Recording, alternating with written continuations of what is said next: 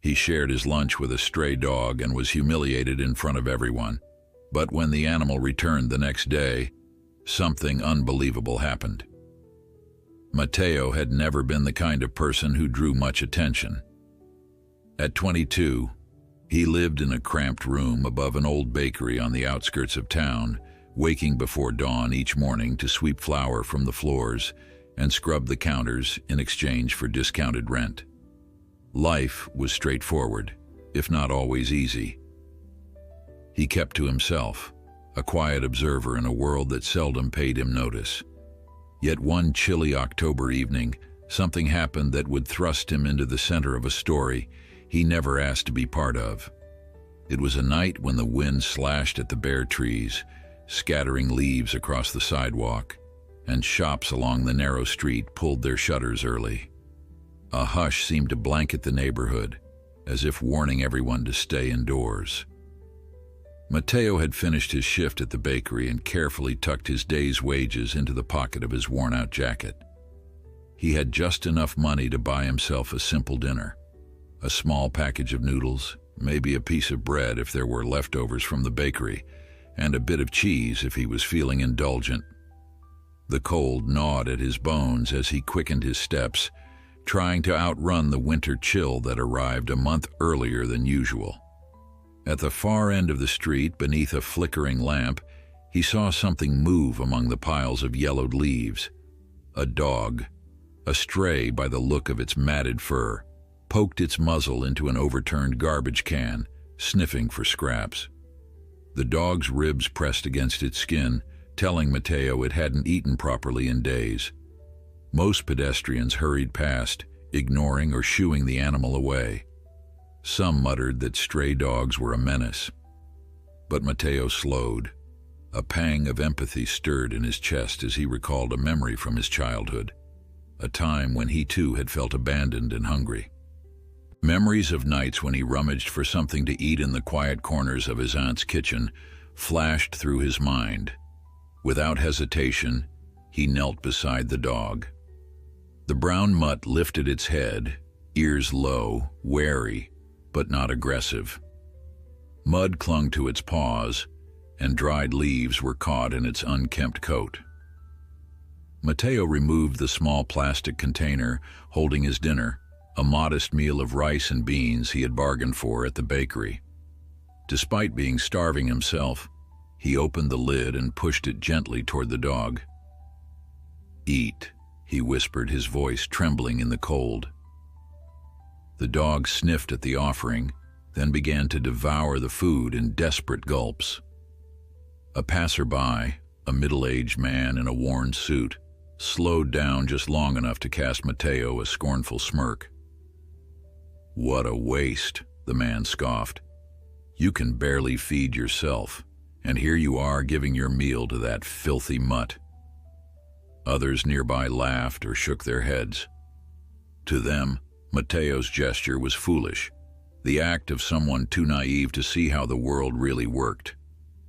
Heat rose to Matteo's cheeks, part embarrassment, part anger, but he refused to let their ridicule stop him.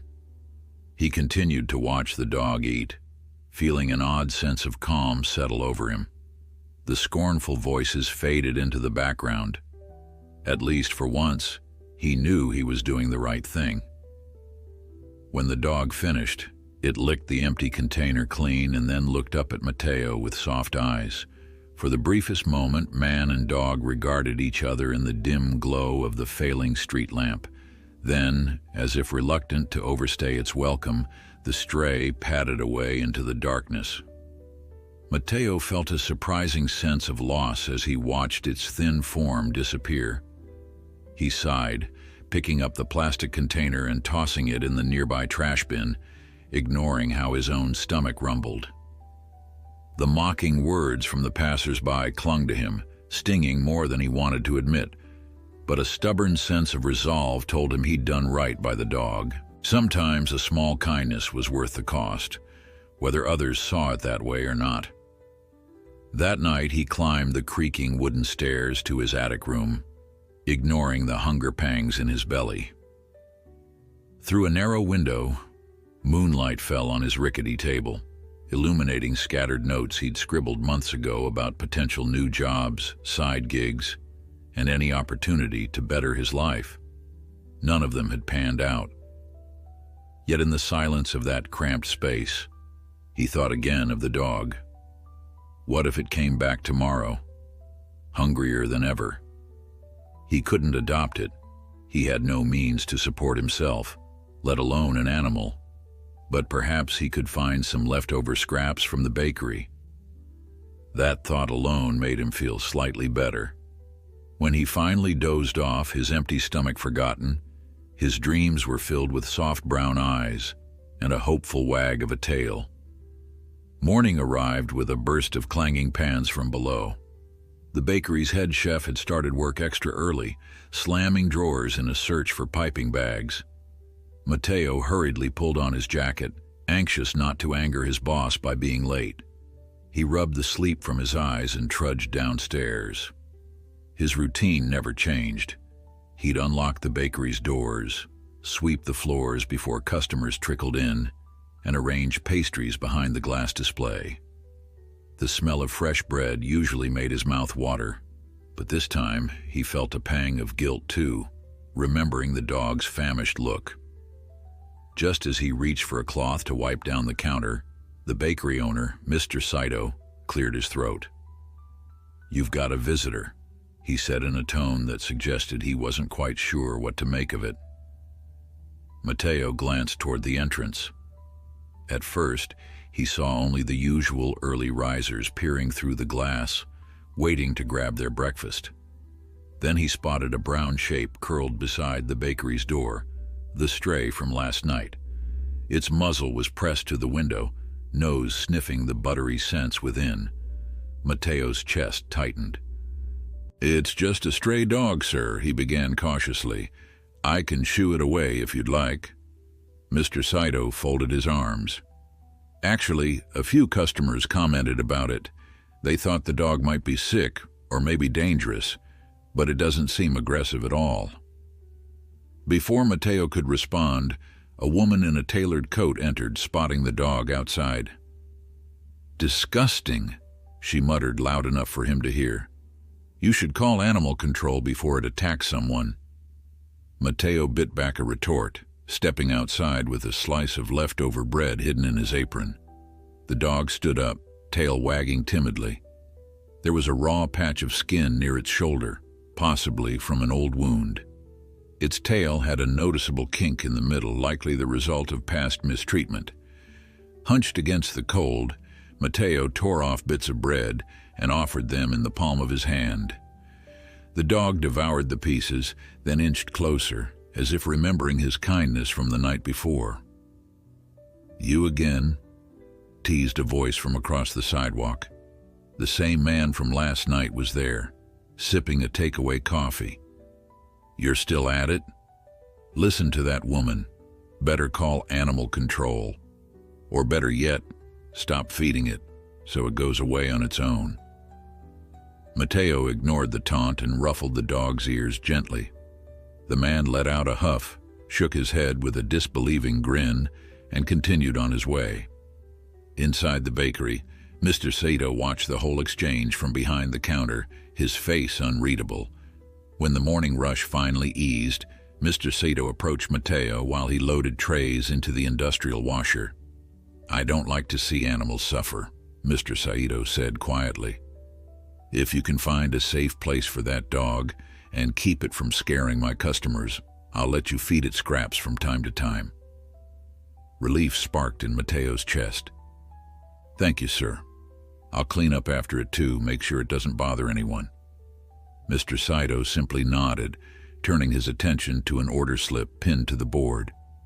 That small conversation felt like a victory, no matter how humble, because it meant there was a slim chance he could help the dog without losing his job or angering the boss.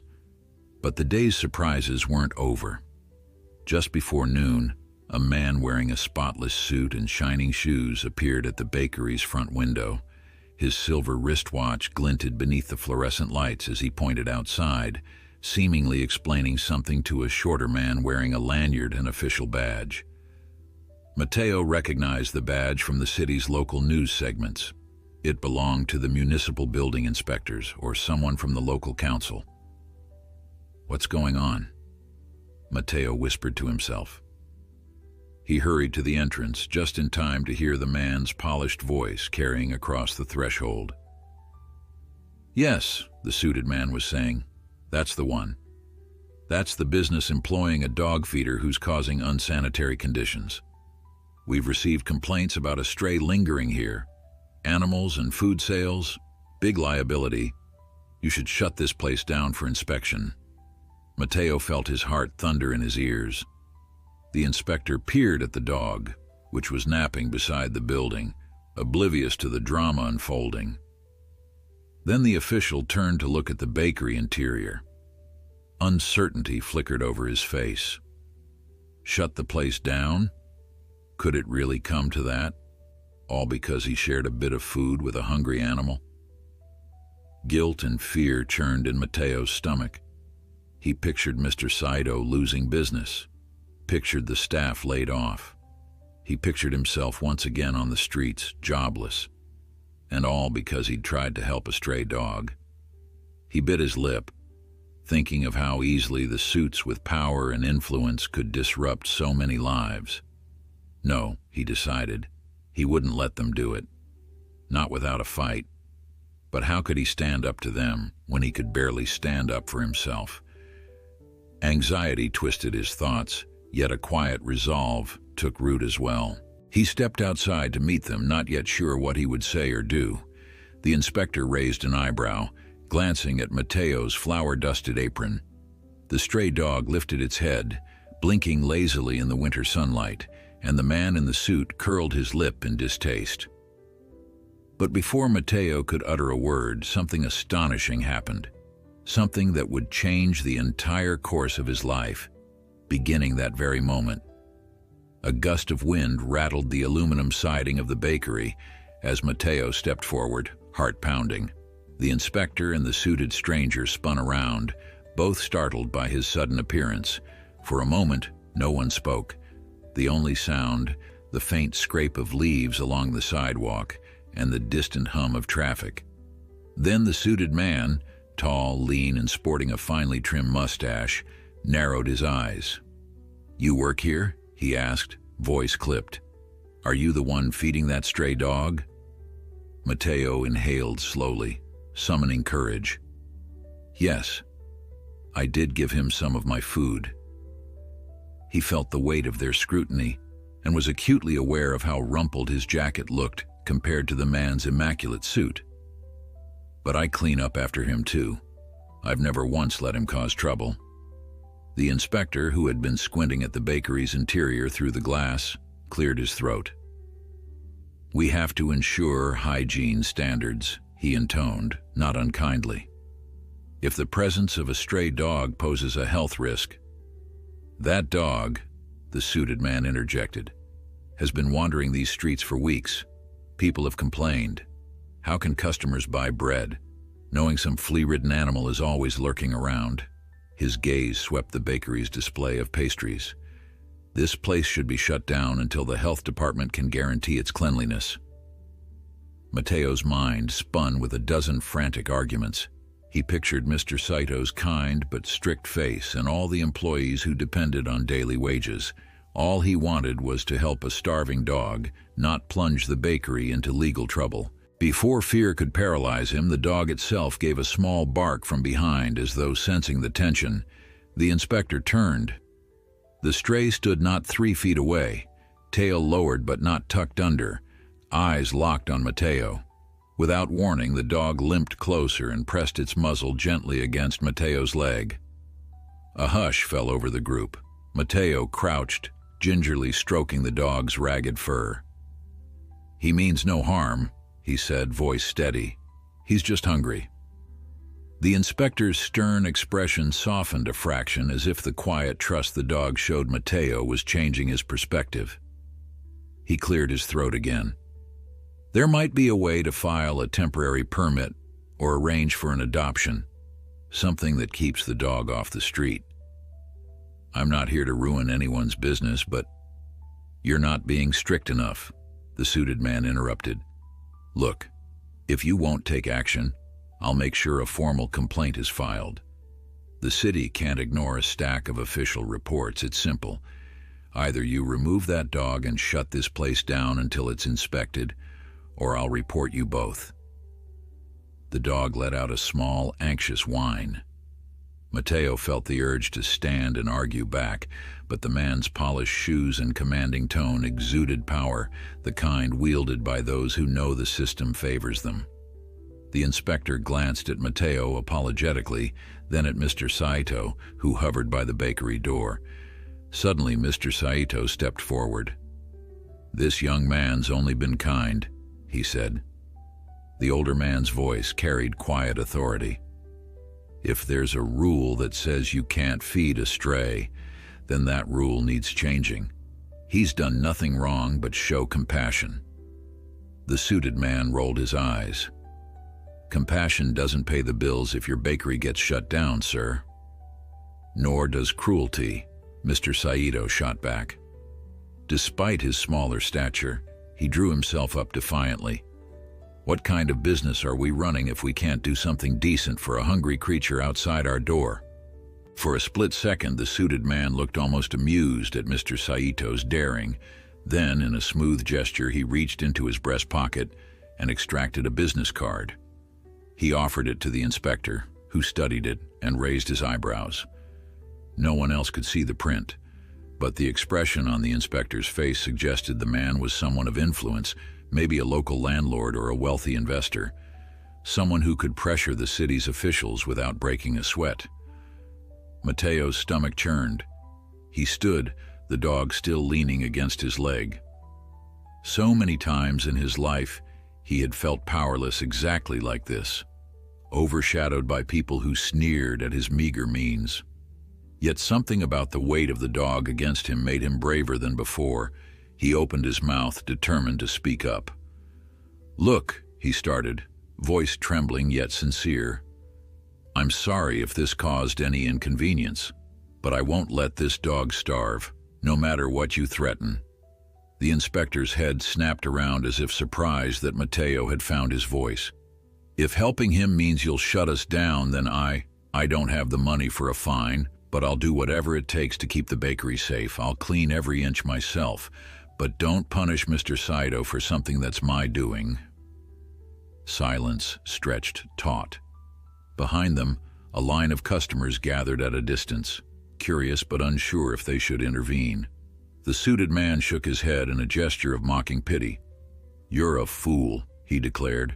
"You think the world will thank you for feeding some mutt? You'll end up jobless, and then who'll feed you?" He laughed sharply. "You want to keep this dog around so bad? Fine. Let's see you handle what comes next." With that, he spun on his heel and strode off, leaving behind a swirl of bitter cologne in the cold air. The inspector stared at the man's retreating figure, then cleared his throat again. "I can't promise he won't file a complaint," he told Mateo and Mr. Saito quietly. "But for what it's worth, if you keep the area clean and there are no health code violations, I can't shut the bakery down over a single dog. I'll do my best to keep the paperwork off anyone's desk as long as possible. After that..." He shrugged, giving the dog a thoughtful look before turning to leave. Mateo let out a trembling breath. Mr. Saito laid a hand on his shoulder. "Don't worry," his boss said gently. "We'll figure this out. Now, let's get back inside. The lunch crowd will be here soon and we need you at the counter." The moment the door swung shut behind them, relief mingled with a lingering dread. "Thank you," Mateo managed. You thought I'd blame you?" Mr. Saito gave a small smile, lines of fatigue etching his face. "Yes, it's risky, but if I'm going to run a bakery, I'd rather do it knowing we tried to do good than just chase profit at all costs, though we might need a plan if that man comes back with inspectors." Mateo felt an overwhelming surge of gratitude. He bowed slightly, a habit he'd picked up from observing Mr. Saito's own respectful manner. "I'll work twice as hard," he promised. and I'll see if I can find a shelter or someone who can adopt the dog so he doesn't hang around outside causing problems." "Just be safe," Mr. Saito said as he returned to the kitchen, "and keep your eyes open. Men like that one don't give up easily." In the hours that followed, the bakery bustled with its usual rhythm of customers ordering pastries, bread, and hot drinks. The dog lingered outside, sometimes dozing near the entrance, other times exploring the alley. More than once, Matteo caught a glimpse of it peeking in through the window, ears perked, as if to check whether he was still there. Yet through the rush of orders and the clatter of pans in the kitchen, Matteo couldn't stop thinking about the suited stranger's threat. A sense of foreboding gnawed at him. Some people held enough money and power to make life miserable for anyone in their way. The question was, why did he care so much about a stray dog and one small bakery? Late in the afternoon, after the last customer of the lunch crowd departed, Matteo took a moment to step outside. The dog perked up the moment it saw him. Its tail gave a tentative wag, and it approached with less hesitation than before. Matteo crouched, noticing how bright the dog's eyes looked when it wasn't cowering. The raw patch near its shoulder still needed attention, but at least it seemed less inflamed than the day before. "Hey, buddy," he whispered, stroking the dog's muzzle. "Guess we're in this together now, huh?" As if in response, the dog pressed closer to him, its body shivering when a breeze cut through the alley. Matteo zipped open his jacket and, on impulse, held it wide enough for the dog to feel a bit of warmth against his chest. He frowned at how bony the dog felt under its fur. It would need more food soon, and a place to sleep. He thought again of potential shelters, but the few in the city were underfunded and overcrowded. Even if he could get the dog in, the odds of adoption for a scruffy stray with an old injury weren't high. Fear twisted in his gut at the thought that the dog might end up back on the street. Before he could dwell further, a soft voice called his name. Carla, the part-time cashier who worked a few shifts a week, stood by the bakery door, watching him with an empathetic smile. "Matteo, I was about to leave," she said, rubbing her arms against the cold. "Listen, there's a small non-profit group I volunteer with sometimes. They help with stray animals. They might have some resources. If you're interested, I can give you the coordinator's number." Relief washed over him. "Yes, please," he said. "Anything helps. I just don't want this dog to suffer." His voice caught on the last word, betraying more emotion than he intended. Carla offered a gentle nod, rummaging through her purse for a slip of paper. "I'll write it down. You can call or text. The group's small, but the people are kind." Matteo took the paper, carefully tucking it into his shirt pocket. "Thank you. I owe you one." Carla shook her head. "No, you're the one doing a good deed. But be careful," she added softly, glancing to where the suited man had stood hours ago. "Folks like him don't care about kindness." She waved goodbye and left, her footsteps echoing against the cobblestones. Matteo's gaze shifted to the dog, which sniffed the ground as if searching for one last crumb. A swirl of leaves skittered past, and the memory of jeering voices returned, reminding him that not everyone appreciated his compassion. He shoved his hands into his pockets, exhaling into the crisp air. "You ready to head off, buddy?" he asked the dog. Of course, it couldn't answer, but it wagged its tail, as if eager for an adventure. Yet something told Matteo that the real adventure had only just begun. Tomorrow, the dog might be here again, and the day after that. He hoped he could get in touch with the rescue group. Maybe they'd help find a foster home. Maybe the inspector would forget to file any complaint. Maybe that suited man would move on to torment someone else, and the bakery would keep its doors open without further trouble. But as the sun dipped low, casting long shadows across the pavement, Matteo had a feeling that everything would change by morning. He just didn't realize how drastically those changes would unfold, or how much they would demand of him, the dog, and the fragile existence he'd so carefully pieced together. The next morning, Matteo woke before dawn to the bakery's familiar clatter, pots banging, the muted thump of flour bags hitting the counter, and for a moment all seemed normal. But as soon as his eyes adjusted to the gray light streaming through the tiny attic window, memories of the previous day rushed back. The inspector's wary stare, the suited man's threat, the dog pressing its muzzle against his leg as if it belonged nowhere else. He hurried through his morning chores, heart fluttering every time he recalled the possibility of a formal complaint. At least Mr. Saito hadn't fired him. On the contrary, his boss seemed quietly resolved to protect the bakery, no matter the risk. That thought gave Matteo a faint hope as he swept flour off the floor and arranged pastries in the display case. Just after sunrise, Carla arrived, a worried crease on her forehead. "I tried calling the rescue coordinator last night," she whispered, nodding at the door where the dog sometimes waited. "She's out of town until next week, so they can't take him in right away. But they'll put him on a waiting list if we can keep him safe until then." Matteo swallowed the lump in his throat. "That's better than nothing," he murmured, carefully placing fresh bread on the shelves. "If he can just avoid drawing attention from that man or the inspector, maybe we can hang on until the rescue has space." Carla offered him a tight smile. "We'll figure something out." Then she moved to the register, plastering on a friendly expression for the first customers of the day. It was around mid-morning when the bakery buzzed with a steady stream of patrons that Matteo felt a jolt of alarm. Through the large front window, he spotted the same suited man from before striding purposefully down the sidewalk. His polished shoes clicked on the pavement and he carried a thin briefcase under one arm. Every nerve in Matteo's body tensed. "What is he doing here again?" Carla muttered, catching Matteo's anxious glance. Almost as if on cue, the man stopped by the bakery entrance.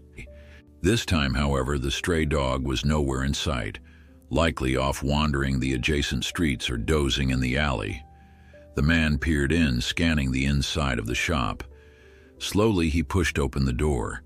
Mr. Saito, standing behind the counter, acknowledged him with a polite bow. "Good morning, sir," he said, measured caution in his voice. "May I help you?"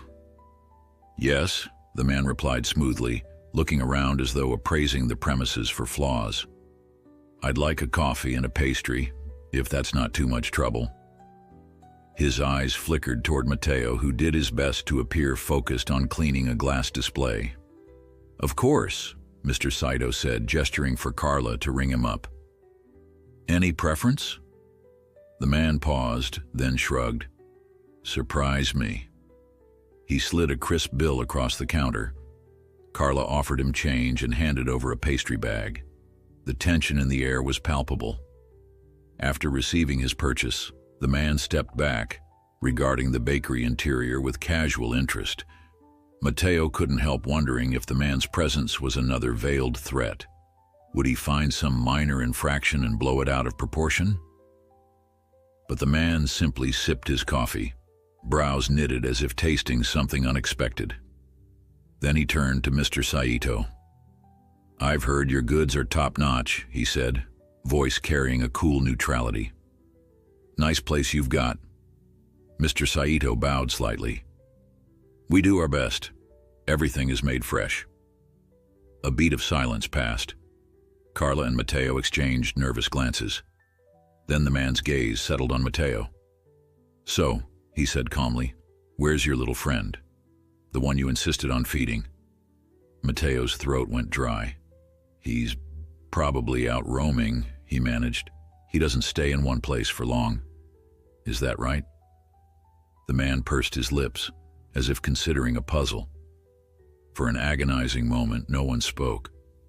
Then he lifted the pastry, took a bite, and nodded. "Not bad." Without another word, he turned and strode out. A flurry of whispers broke out among the customers, many of whom had witnessed the previous day's confrontation. Mr. Saito shook his head, exhaling slowly. "I don't like this one bit." he said under his breath. He's up to something. Carla pushed a stray lock of hair behind her ear. Could he be planning to buy out the building and evict us? Or maybe file multiple complaints? People with money can do that, you know. Matteo put down his cleaning cloth. A sense of dread rooted in his chest. I'll search for the dog, he decided, just in case he goes looking to cause trouble somewhere else.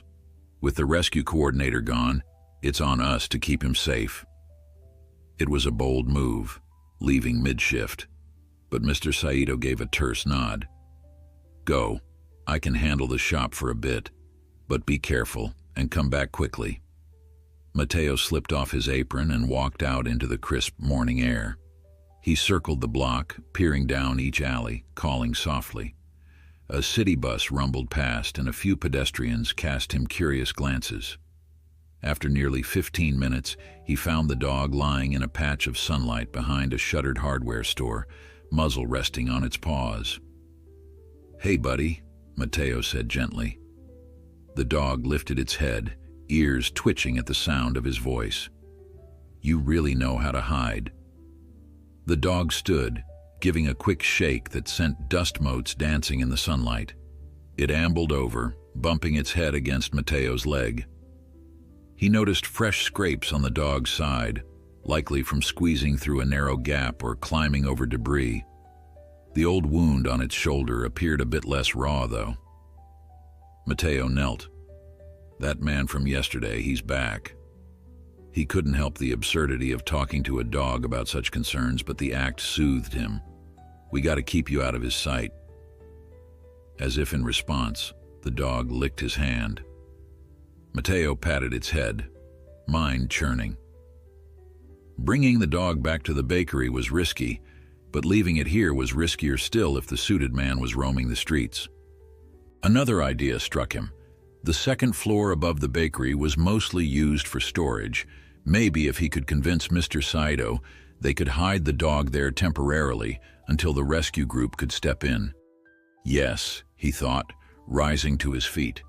Even if it meant sneaking the dog up the back staircase, it was worth a try. Eager to test the plan, he led the stray around the block, sticking to side streets. He felt like a conspirator in a clandestine mission, heart pounding at every corner. When they reached the rear of the bakery, he found Carla tossing stale bread into a bin by the delivery entrance. She jumped at the sight of the dog. You really think we can keep him upstairs without scaring the health inspector? She whispered. Matteo forced a small grin. We'll keep it quiet. Nobody goes up there except for storage, right? Carla bit her lip. It's still a gamble. If the inspector ever decides to check every inch, then I'll take full blame, he interrupted. But it's that or let the dog wander until the rescue coordinator returns. You know that man is sniffing around for excuses. She hesitated, then sighed. All right, let's do it, but I'll help you. You can't do this alone. Quietly, they guided the dog up the narrow back stairs. On the landing, Carla fished out a small ring of keys to unlock the storage room. Dust swirled in the musty air as they entered, passing rows of stacked boxes and disused furniture. A single window let in a dim shaft of light, illuminating pale motes drifting in the gloom. This place hasn't been used in ages, Carla murmured, stepping around a broken chair. We'll need a blanket or something soft for him to lie on. Matteo nodded. I'll go down and see if I can grab an old cushion from behind the counter. You mind staying with him? She smiled. I don't mind. Kneeling, she stroked the dog's ears. Not at all. Matteo slipped away, returning to the main floor. His heart thudded with the weight of possible consequences, but he managed to slip an old cushion and some leftover pastry scraps into a bag, telling Mr. Saito only that the dog was safe for now. Mr. Saito didn't press for details, perhaps preferring plausible deniability. Back upstairs, the dog sat curled next to Carla, looking content just to have company. Mateo set down the cushion and spread a folded cloth over it. "It's not fancy," he said with a shrug, "but it's better than the street." The dog sniffed, tail thumping softly. Carla reached for a half-filled water bowl she'd found, letting the dog drink. "We're really doing this," she whispered, incredulous, hiding a stray in the bakery's storage room. Mateo sank onto a crate nearby, exhaustion flooding him. If it keeps him safe until the rescue can help, then it's worth it. A quiet settled between them. Then Carla asked, "You ever wonder why you care so much?" "About him, I mean. Lots of people see stray dogs and walk right by." He hesitated. "When I was a kid," he began slowly, eyes fixed on a dusty corner of the room. "My parents split. My aunt took me in. She was kind, but money was tight. Some nights I understood hunger. I remember thinking how unfair it was to not have enough. I guess I see myself in that dog. Lost, alone, no one to depend on." Carla's gaze warmed with sympathy. "Makes sense," she said softly. "I think your compassion is your biggest strength." Mateo wasn't sure what to do with the lump in his throat. He stood, giving the dog one last pat. "I should get back to the counter before Mr. Saito wonders where I am." Carla nodded, also rising. They paused at the door, taking one last look at the dog, who had already curled onto the makeshift bed, eyes drifting shut. The scene melted Mateo's heart. If only it could be so peaceful every day. By late afternoon, rumors swirled among the bakery's regulars. Some said they'd seen the suited man lingering on the opposite sidewalk, talking into his phone. Others whispered that an official inspection might be imminent. Tension hung in the air like storm clouds. Mateo kept glancing at the clock, wondering if the man would show up again. Each time the door chimed, his stomach twisted. He caught Carla's eye more than once, and she'd give him a small, reassuring nod. But as evening approached and the final customers trickled out, the threat did not materialize. For the moment, they were safe. "Close up," Mr. Saito said around 7. "Carla, you can head home. Mateo, just make sure the counters are wiped down. I'll handle the register totals." They complied, locking the doors and pulling down the security grate. Carla offered Mateo a parting smile. "Give him a good-night pat from me, okay?" she whispered, referring to the dog upstairs. "I will," he promised, heart warmed by the solidarity he felt with her. The bakery went dark, except for one small lamp in the back. Mateo climbed the stairs, each step creaking underfoot. In the storage room, the dog lifted its head, ears twitching at the sound of his arrival. A single moonbeam fell through the window, illuminating the dust-laden air. "Hey there," Mateo said softly, kneeling beside the cushion. He placed a few leftover scraps and some water on a plate he'd smuggled up. The dog ate slowly this time, no longer in the frantic gulping mode of starvation. When it finished, it gazed at him with an expression Mateo dared to interpret as gratitude. He settled against the wall, pressing his back to the old plaster. The day had felt like a year, each hour thick with anxiety. Yet in this quiet moment, with the stray at his side, a strange peace filled him. He'd done something small that mattered. As the dog rested its chin on his knee, breathing softly, Mateo thought about the suited man, the inspector, and the precarious future of the bakery. Tomorrow might bring new challenges, but for tonight at least, they had found a safe haven in the unlikeliest of places, a dusty storage room where an outcast dog could sleep without fear. If only they could keep the world's cruelty at bay just a little longer, then maybe everything would find its rightful place in the morning. He returned downstairs, bracing for whatever might come, only to find Mr. Saito waiting near the back door, tension in his posture. "Mateo," he said in a low voice, "I just heard from a friend who works at City Hall. The inspector is coming in about an hour. They got a formal complaint. Could be from that man in the suit." A hot jolt of alarm shot through Mateo's chest. An hour? He echoed. His mind raced with the implications. The stray dog was hidden upstairs, and they were about to face an inspector who'd likely be searching for any reason to shut them down. Mr. Saito's gaze flickered to the ceiling. I can try to keep the inspector occupied in the front, maybe show off the equipment and the cleanliness records. But if he decides to check storage, we're in trouble.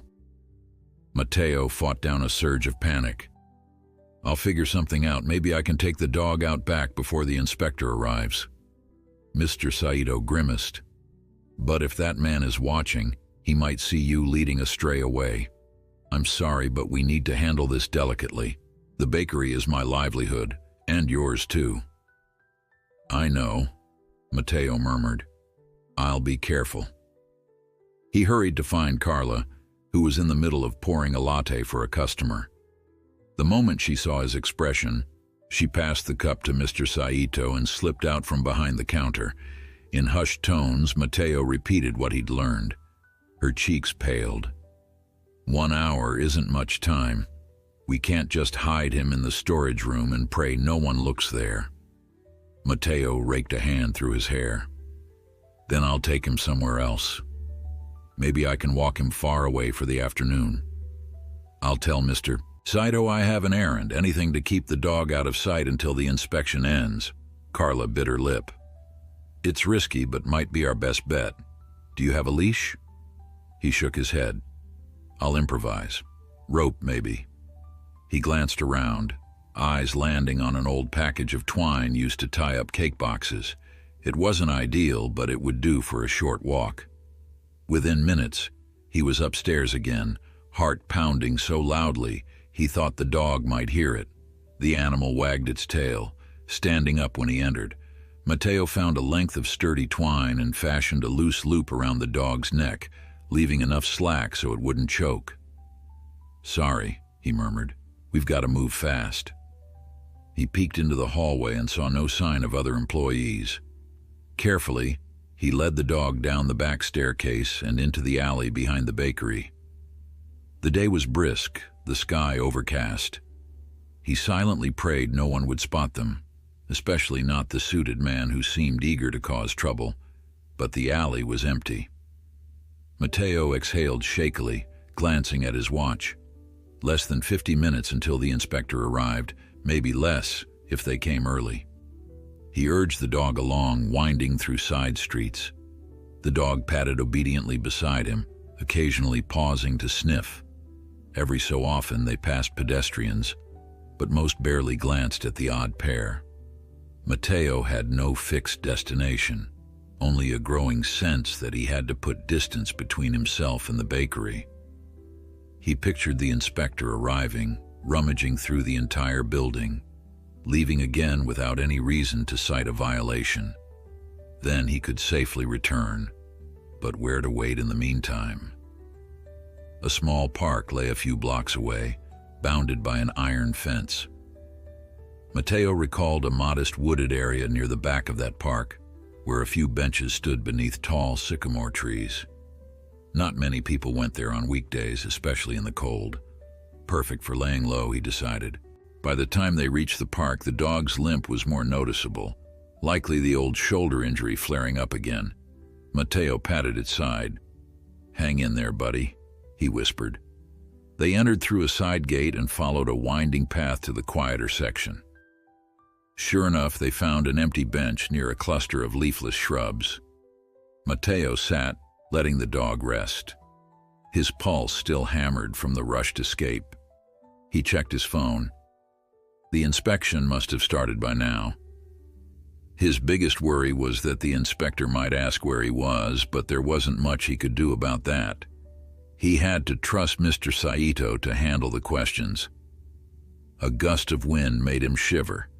The dog curled against his legs, seeking warmth. I'm sorry, Matteo said, hunching into his jacket. I didn't plan it this way. He thought of Carla, no doubt fielding orders while also trying to glean any news about the inspection. He yearned to send her a message, But every phone notification might risk drawing attention if the inspector demanded to see staff rosters. So he waited, time crawling in the chilly park. Eventually, an elderly jogger shuffled by, pausing to catch his breath. He eyed the dog curiously. "Nice friend you've got," he said between wheezes. "Not many folks bring strays to the park, though." Mateo tried to manage a smile. "He's a rescue, sort of," he replied, hoping to deflect any further questions. The jogger nodded and continued on, leaving Mateo alone with his thoughts. Over the next half hour, the dog dozed at his feet, and Mateo's anxiety built like water behind a dam. Would the inspection pass smoothly? Would that man in the suit show up again, brandishing official papers? He pictured the bakery's front windows, the neat rows of pastries, the lines of loyal customers, and how quickly it could all be taken away by a single bureaucratic twist. He checked his phone again, deciding it was worth sending Carla a discreet text. "How's it going?" Minutes ticked by with no reply. The dog stirred, glancing up at him, as if reading the tension on his face. Mateo tried to steady his breathing. Another 10 minutes passed. Then at last his phone vibrated. He snatched it up. Carla's text read, "Inspector came and left. No major issues." But the man in the suit was here, watching from across the street. "Hurry back soon." Relief swept through him. They had dodged a bullet, for now. Rising carefully, he patted the dog's head. "We got lucky," he told the animal. "Time to go back." The dog wagged its tail and followed him out of the park, though it limped more noticeably after the rest. As they made their way through winding side streets, Mateo realized they had to remain vigilant. If that man was lurking around, a single glimpse of the stray might reignite trouble. But he couldn't keep the dog outside forever, especially not in the cold. A plan formed. Carla could keep watch at the bakery's front window while Mateo circled back through the rear alley. If the coast was clear, they could sneak upstairs again, unless, of course, Mr. Saito had a better idea. When he reached the alley behind the bakery, he paused, pressing his ear to the back door. Everything was quiet. Carefully, he knocked in a pattern. 2 quick taps, a pause, then 2 more, something he and Carla had agreed on via text. After a moment, Carla cracked the door open. Her eyes widened at the sight of the dog. "We're okay for now," she whispered, but that man stood across the street for a long time after the inspector left. He only walked away about 5 minutes ago. Mateo slipped inside, guiding the dog. "Did the inspector say anything about a stray?" he asked softly. She shook her head, relief evident on her features. "He did a normal check. Floor cleanliness, storage of ingredients, temperature logs. Didn't even glance upstairs." Mr. Saito appeared from behind a rack of trays, exhaling. "Good job keeping him out of sight." The inspector found no violations. He gave the dog a weary but fond glance. "Still, we need a longer-term plan. That man could file more complaints.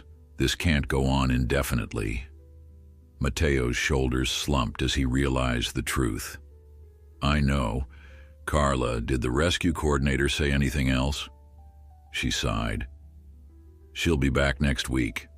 Maybe earlier if she finishes her current trip. But that's days away. A lot can happen." Mr. Saito nodded grimly. "In the meantime, we can't risk the dog being seen loitering by customers or inspectors. Let's move him somewhere else. I have a friend who owns a small place outside the city, near the Orchard Farms. Maybe they can shelter him temporarily." Hope fluttered in Mateo's chest. "That would be wonderful, sir, if they don't mind." "I'll call and find out," Mr. Saito said. Then he turned toward the dog, a softening in his eyes. "He really is gentle, isn't he?" Carla crouched to pat the stray, who licked her palm in response. "Gentle and patient," she agreed. "He's been through so much already." The phone call took a few minutes.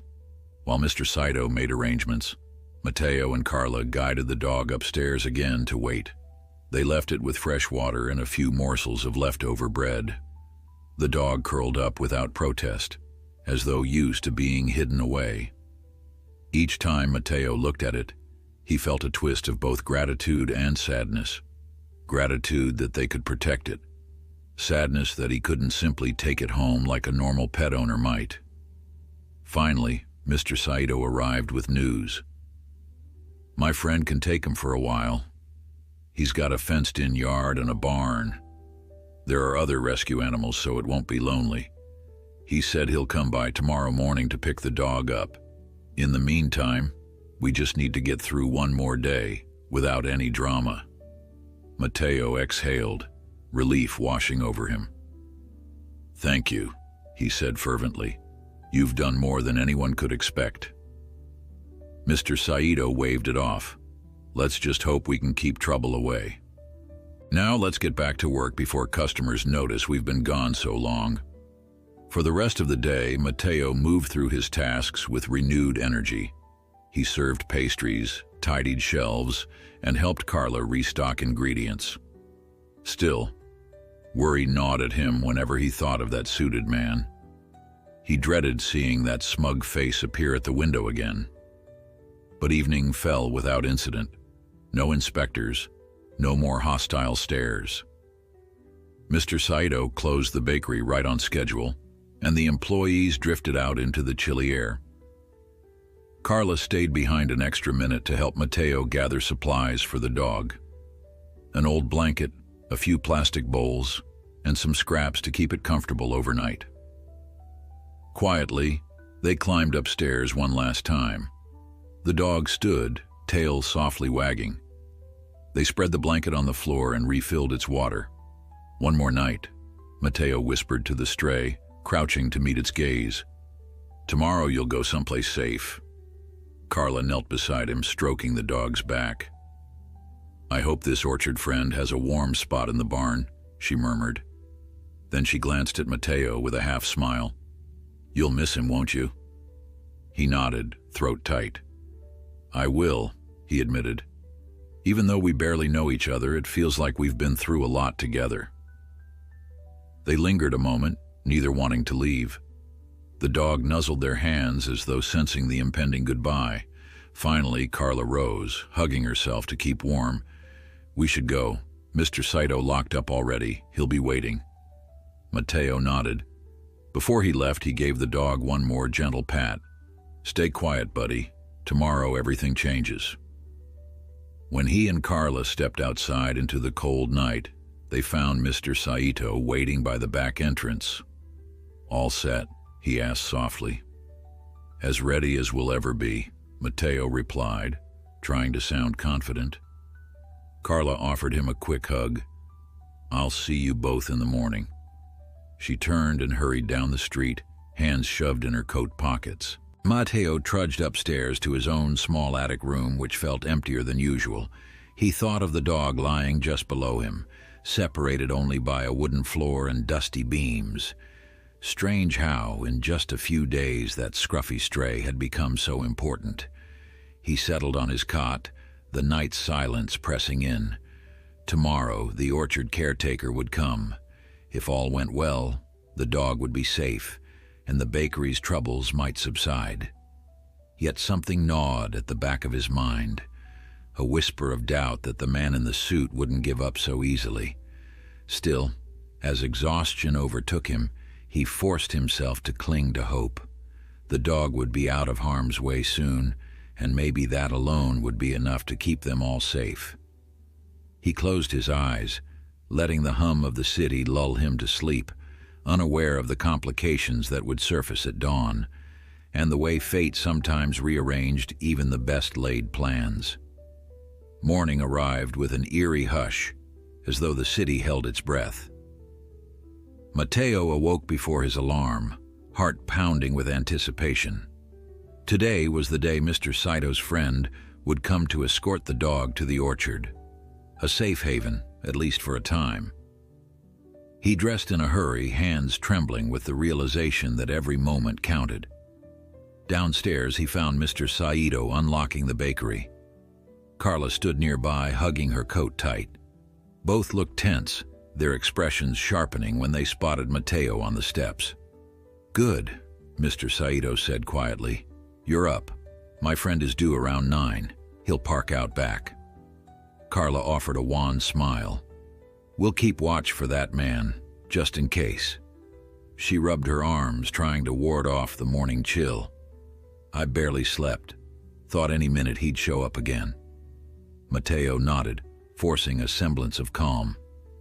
"Let's not jinx ourselves. Maybe everything will go smoothly." They wasted no time preparing the bakery for opening. Mr. Saito took charge of kneading dough and operating the ovens.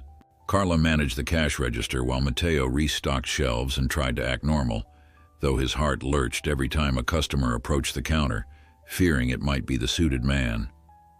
By 8:30, the morning rush peaked. A line formed at the register, people craving coffee and fresh pastries. Amid the bustle, Matteo caught Carla's eye. She gave him a slight nod, which he interpreted as, "All clear for now." Relief seeped through his nerves. If the man hadn't appeared yet, maybe they'd manage this transfer without incident. He slipped upstairs to check on the dog.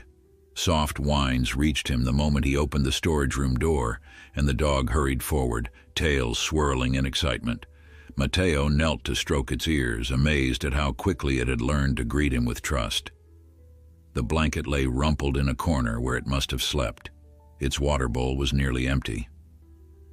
"I'll fill that," Matteo murmured. "Just a bit longer, okay?" He saw that the dog was restless, pacing the cramped space. Understandable. It had been cooped up overnight, uncertain of what lay beyond the dusty walls. Careful not to make noise, he eased the door shut and carried the bowl downstairs to refill. Carla was elbow-deep in a stream of customers, so he offered a quick wave to let her know he was handling the situation. Once he returned to the storage room, he set the replenished bowl on the floor. The dog lapped at the water, tongue flicking with quick, eager motions. Matteo checked his phone. 8:45. 15 minutes until the orchard caretaker arrived, assuming traffic cooperated. With a slow exhale, he debated whether to keep the dog upstairs or bring it to the back alley now. Ultimately, he decided to wait. The fewer times it wandered outside, the lower the risk of being seen. Suddenly, the faint sound of raised voices drifted through the floorboards coming from the bakery below. Matteo's stomach clenched. He pressed his ear to the door, catching the buzz of tense conversation. Without hesitation, he slipped out and hurried down the steps, each footfall echoing. At the bottom of the staircase, he found Carla facing a man in the bakery lobby, an older gentleman with salt and pepper hair wearing a scowl. He wasn't the man in the suit, but he radiated authority in his neat blazer and crisp shirt. A handful of customers hovered by the display cases, quietly observing. Mr. Saito stood behind the counter, his expression guarded. When he spotted Matteo descending, he spoke in a clear, measured tone. "Here's my employee now. Matteo, this gentleman insists he needs to search the premises for a..." He paused pointedly. "For an animal." Matteo swallowed. "Who are you, sir?" The stranger thrust out a small ID wallet. "My name is Delgado," he said flatly.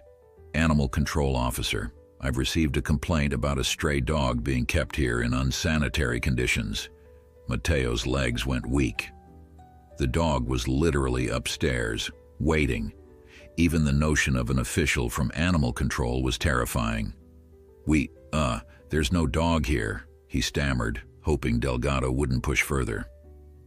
"We run a bakery." Delgado gave a tight smile, flipping the ID shut. "Complaints say otherwise. Under city ordinance, I have the right to inspect any property suspected of harboring stray animals. You can't deny me access." A muscle ticked in Mr. Saito's jaw. He stepped around the counter. "We have no cages, no pet areas," he said calmly. "Feel free to inspect, but please do so quickly. We have paying customers." Delgado surveyed the surroundings. I'll look around. If I don't find anything, then we're done. He moved toward the door leading to the back area. Each passing second grated on Mateo's nerves. Was Delgado also authorized to check upstairs? The animal control ID might grant him broad reach, and all it took was one look at the storage room to find proof. Before Delgado could proceed, Carla intervened with a polite cough. "Would you like a pastry or coffee while we sort this out? On the house."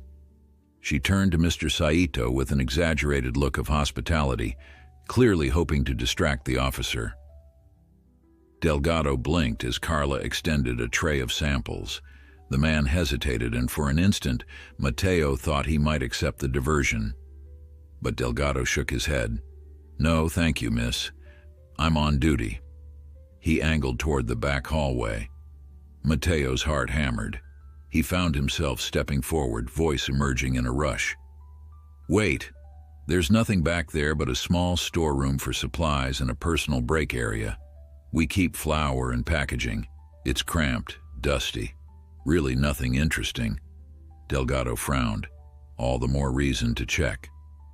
He brushed past them. Carla and Mateo exchanged alarmed glances. Mr. Saito hurried after Delgado, trailing behind with forced calm.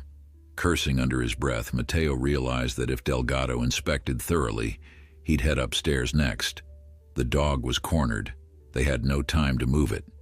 Eyes darting around, he spotted Carla edging behind the register to talk to a customer, likely giving a quiet apology for the commotion.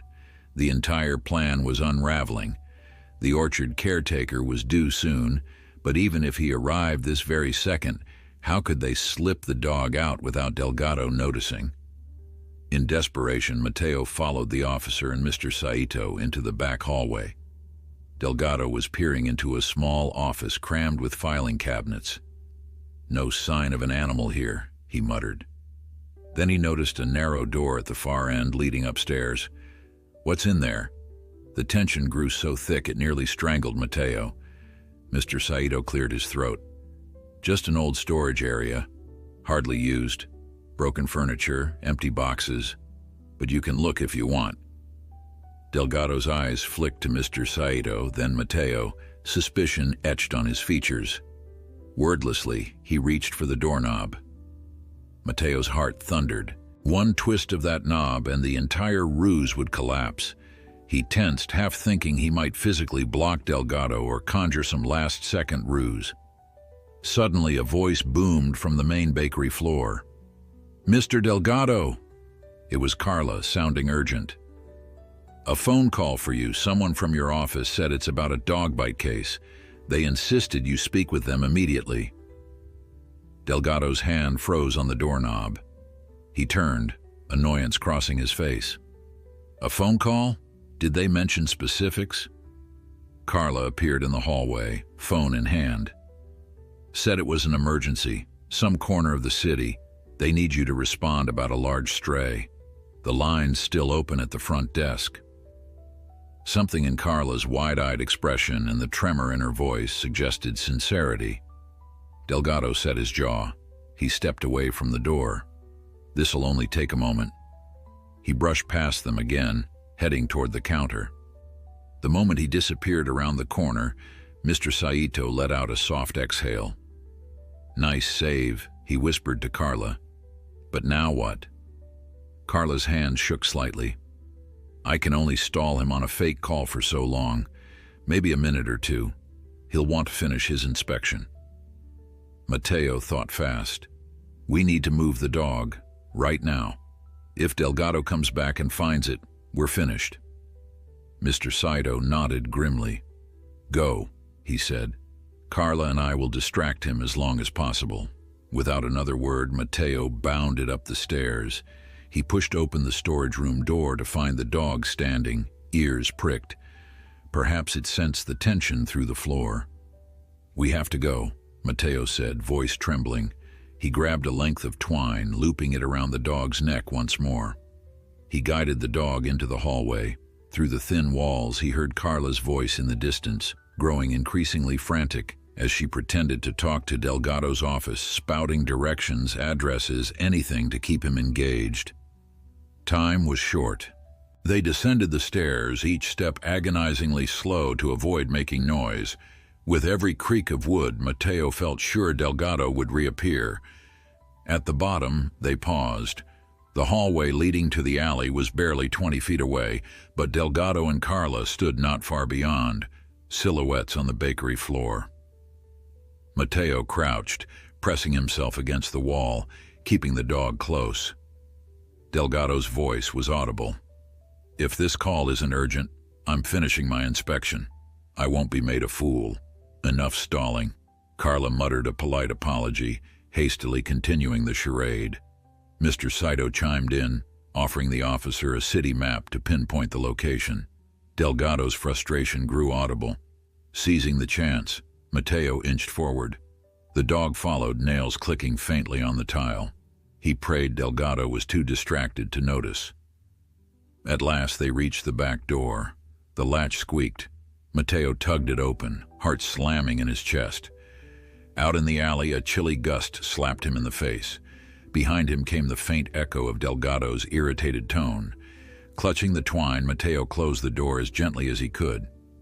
"Come on," he hissed, coaxing the dog to move. They scurried down the alley, flinching at each possible vantage point from the street.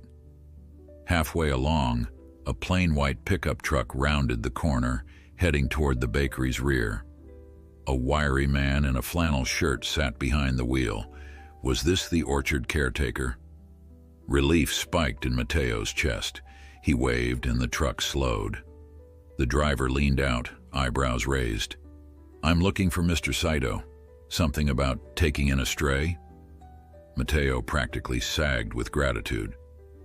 "Yes, that's us. I'm Mateo. The dog is here. We've got animal control inside, so we have to hurry." The man looked alarmed. "Hop in, quick. I'll drive off before they spot us." Mateo helped the dog climb into the passenger side. There was a small blanket spread out, presumably in preparation. The caretaker motioned for Mateo to join them, but he shook his head. "I can't leave. My job, Mr. Saito. He needs me.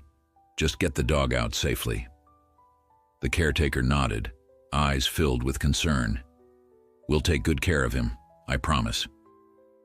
With that, he put the truck in gear and rolled away, the dog's puzzled face peering out the window. Mateo stood in the alley, a wild mix of relief and sadness swirling through him. The dog was gone, safe if all went according to plan. He tried to tell himself this was best. The orchard caretaker had space, resources, other animals. It was a far better environment than a dusty storage room. But a hollowness lodged in Mateo's chest as the truck vanished down the street. In the span of minutes, his life's focus had left, carried away under urgent circumstances. He couldn't dwell on the ache for long, though. There was still the matter of Delgado, who might be marching through the bakery any second, suspecting that something had slipped away. Glancing at his watch, Mateo realized less than 5 minutes had elapsed since he'd left the building. Carla and Mr. Saito couldn't stall Delgado forever.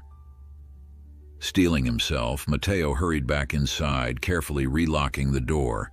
In the hallway, he heard footsteps. Delgado's voice boomed, "All right, that's enough. I'm finishing this inspection." Mateo ducked into the nearest supply closet, pressing himself flat. Delgado stomped by, heading toward the storage room stairs. When the footsteps receded, Mateo slipped out and joined Carla at the register. Her forehead glistened with sweat, but she managed a welcoming smile for the few customers waiting.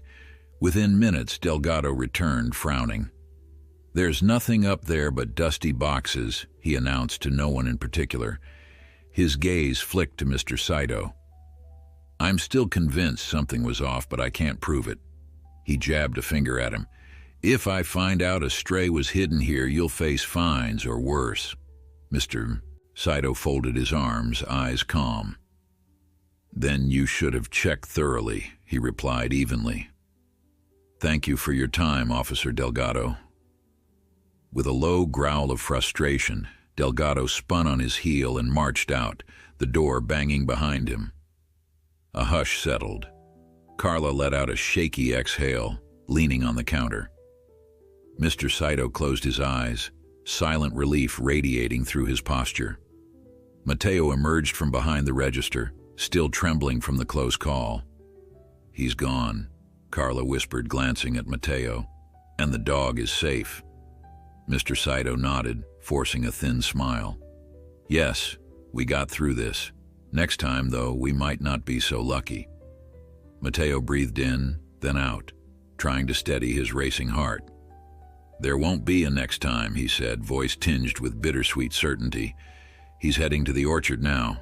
He'll be okay." In that moment, Carla took Matteo's hand, squeezing it gently. Neither spoke, but the message was clear. They'd done everything possible, risked their livelihoods to protect a defenseless animal, and for the time being, they'd succeeded. Relief warred with the emptiness of the dog's sudden absence. Matteo tried to console himself with the image of open land and fresh air at the orchard. They'd never again see the stray they had risked so much to save, or so Matteo assumed. Sometimes, though, fate had other plans, waiting just around the bend in a dusty road. In the days following the dog's departure, the bakery settled into a strange calm. Matteo found himself drifting through each shift, haunted by the memory of that limp tail and trusting gaze. Even Carla, always cheerful, seemed subdued.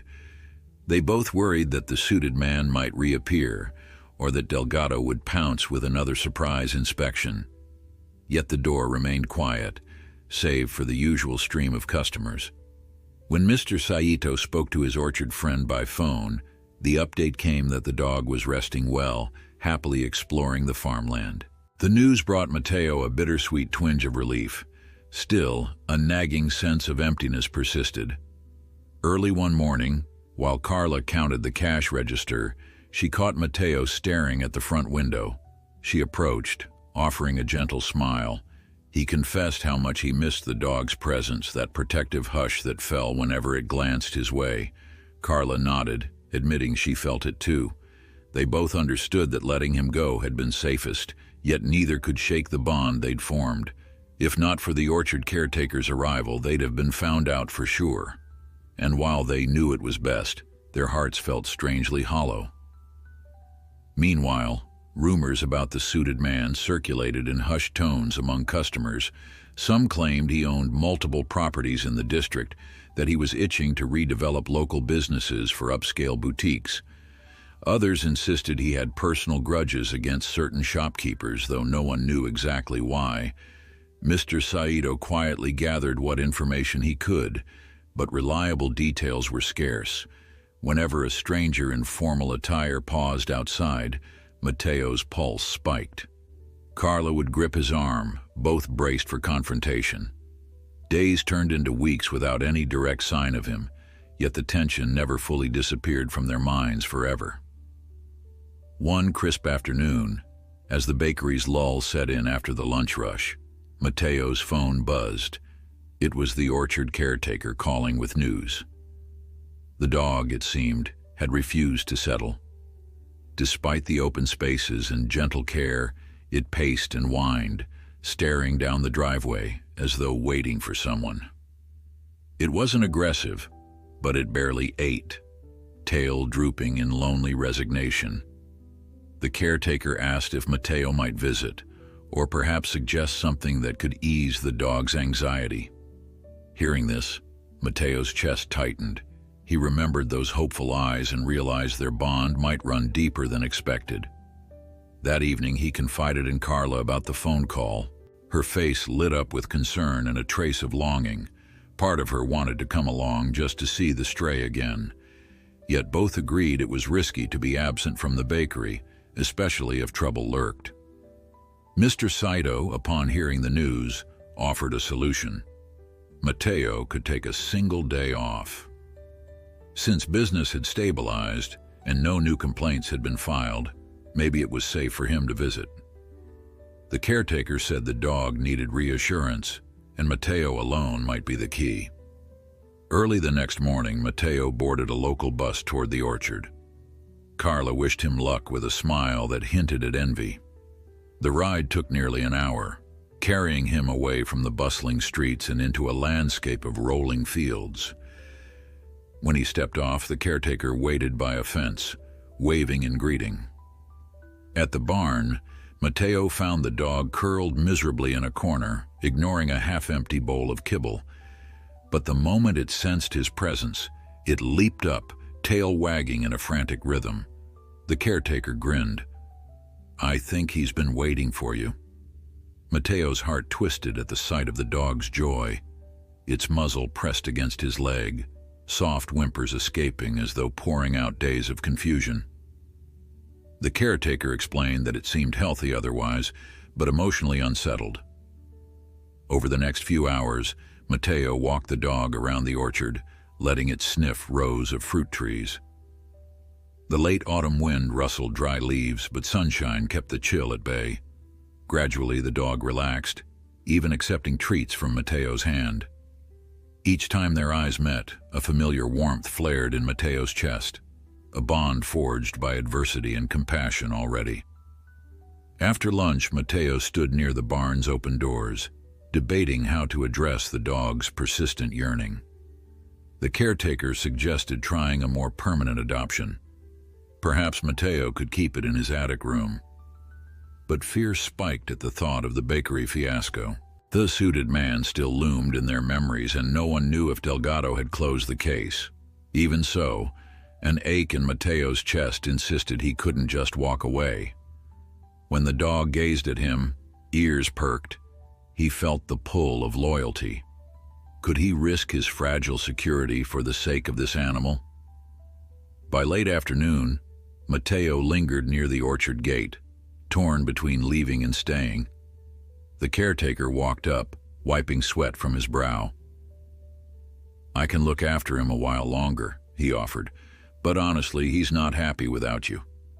Mateo shifted uneasily, visions of the bakery swirling through his mind. The caretaker must have noticed, because he added, "Listen, you're always welcome to visit. You don't have to decide today." With a grateful nod, Mateo knelt for a final goodbye.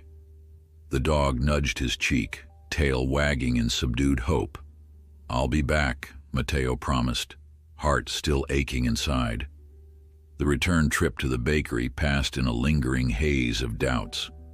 Stepping off the bus, Mateo headed straight for the shop, finding Carla wiping tables as dusk settled outside. Her gaze flicked to his empty hands. "You didn't bring him?" she asked softly. He shook his head, sinking onto a stool. Words tumbled from his lips, how the dog missed him, how he struggled with the thought of adopting it. Carla listened without judgment, her eyes shining with empathy. Finally, she laid a hand on his arm. "Sometimes we don't choose our obligations," she murmured. "Sometimes they choose us." While they cleaned up for the night, Mateo's thoughts kept circling. He imagined the dog pacing in that barn, longing for familiarity. As Carla locked the front door, he voiced an idea. Maybe he could gather supplies, food bowls, a proper bed, and talk to Mr. Saito about letting the dog stay, at least temporarily. Carla supported him, saying she'd gladly help. If the man in the suit returned, they'd figure out a cover story or ensure the dog remained hidden. Neither plan was foolproof, but their compassion outstripped their caution. A quiet, steady determination took hold, binding them closer than ever. Late that night, Mateo lay awake in his attic, envisioning every possibility. He would speak to Mr. Saito in the morning, request permission to bring the dog back. If allowed, he'd keep it hidden when necessary, ensure no inspector saw a thing. The orchard caretaker would be relieved, and the dog's lonely vigil might end. Yet anxiety gnawed at him, conjuring images of Delgado barging in or the suited man raising havoc. He glanced at the worn notebook on his nightstand, his modest plans and hopes scribbled in uneven lines. Amid that uncertainty, only one truth remained. The dog mattered deeply. In the pre-dawn hush, he finally drifted into a fitful sleep, only to be jolted awake by pounding footsteps outside his door. Alarmed, He bolted upright, heart racing. Through the attic's thin walls, he heard Mr. Saito calling his name, voice tinged with panic.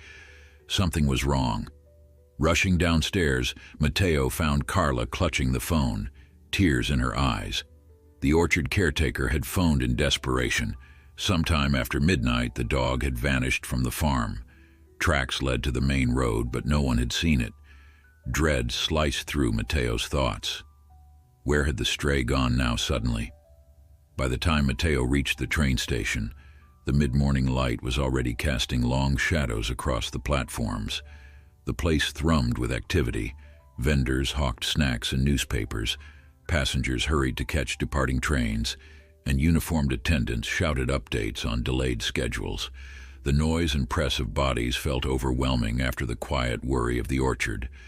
But Matteo kept moving, scanning every corner for a glimpse of the dog. He started with the alleyways behind the station, where stray animals often scavenged through dumpsters.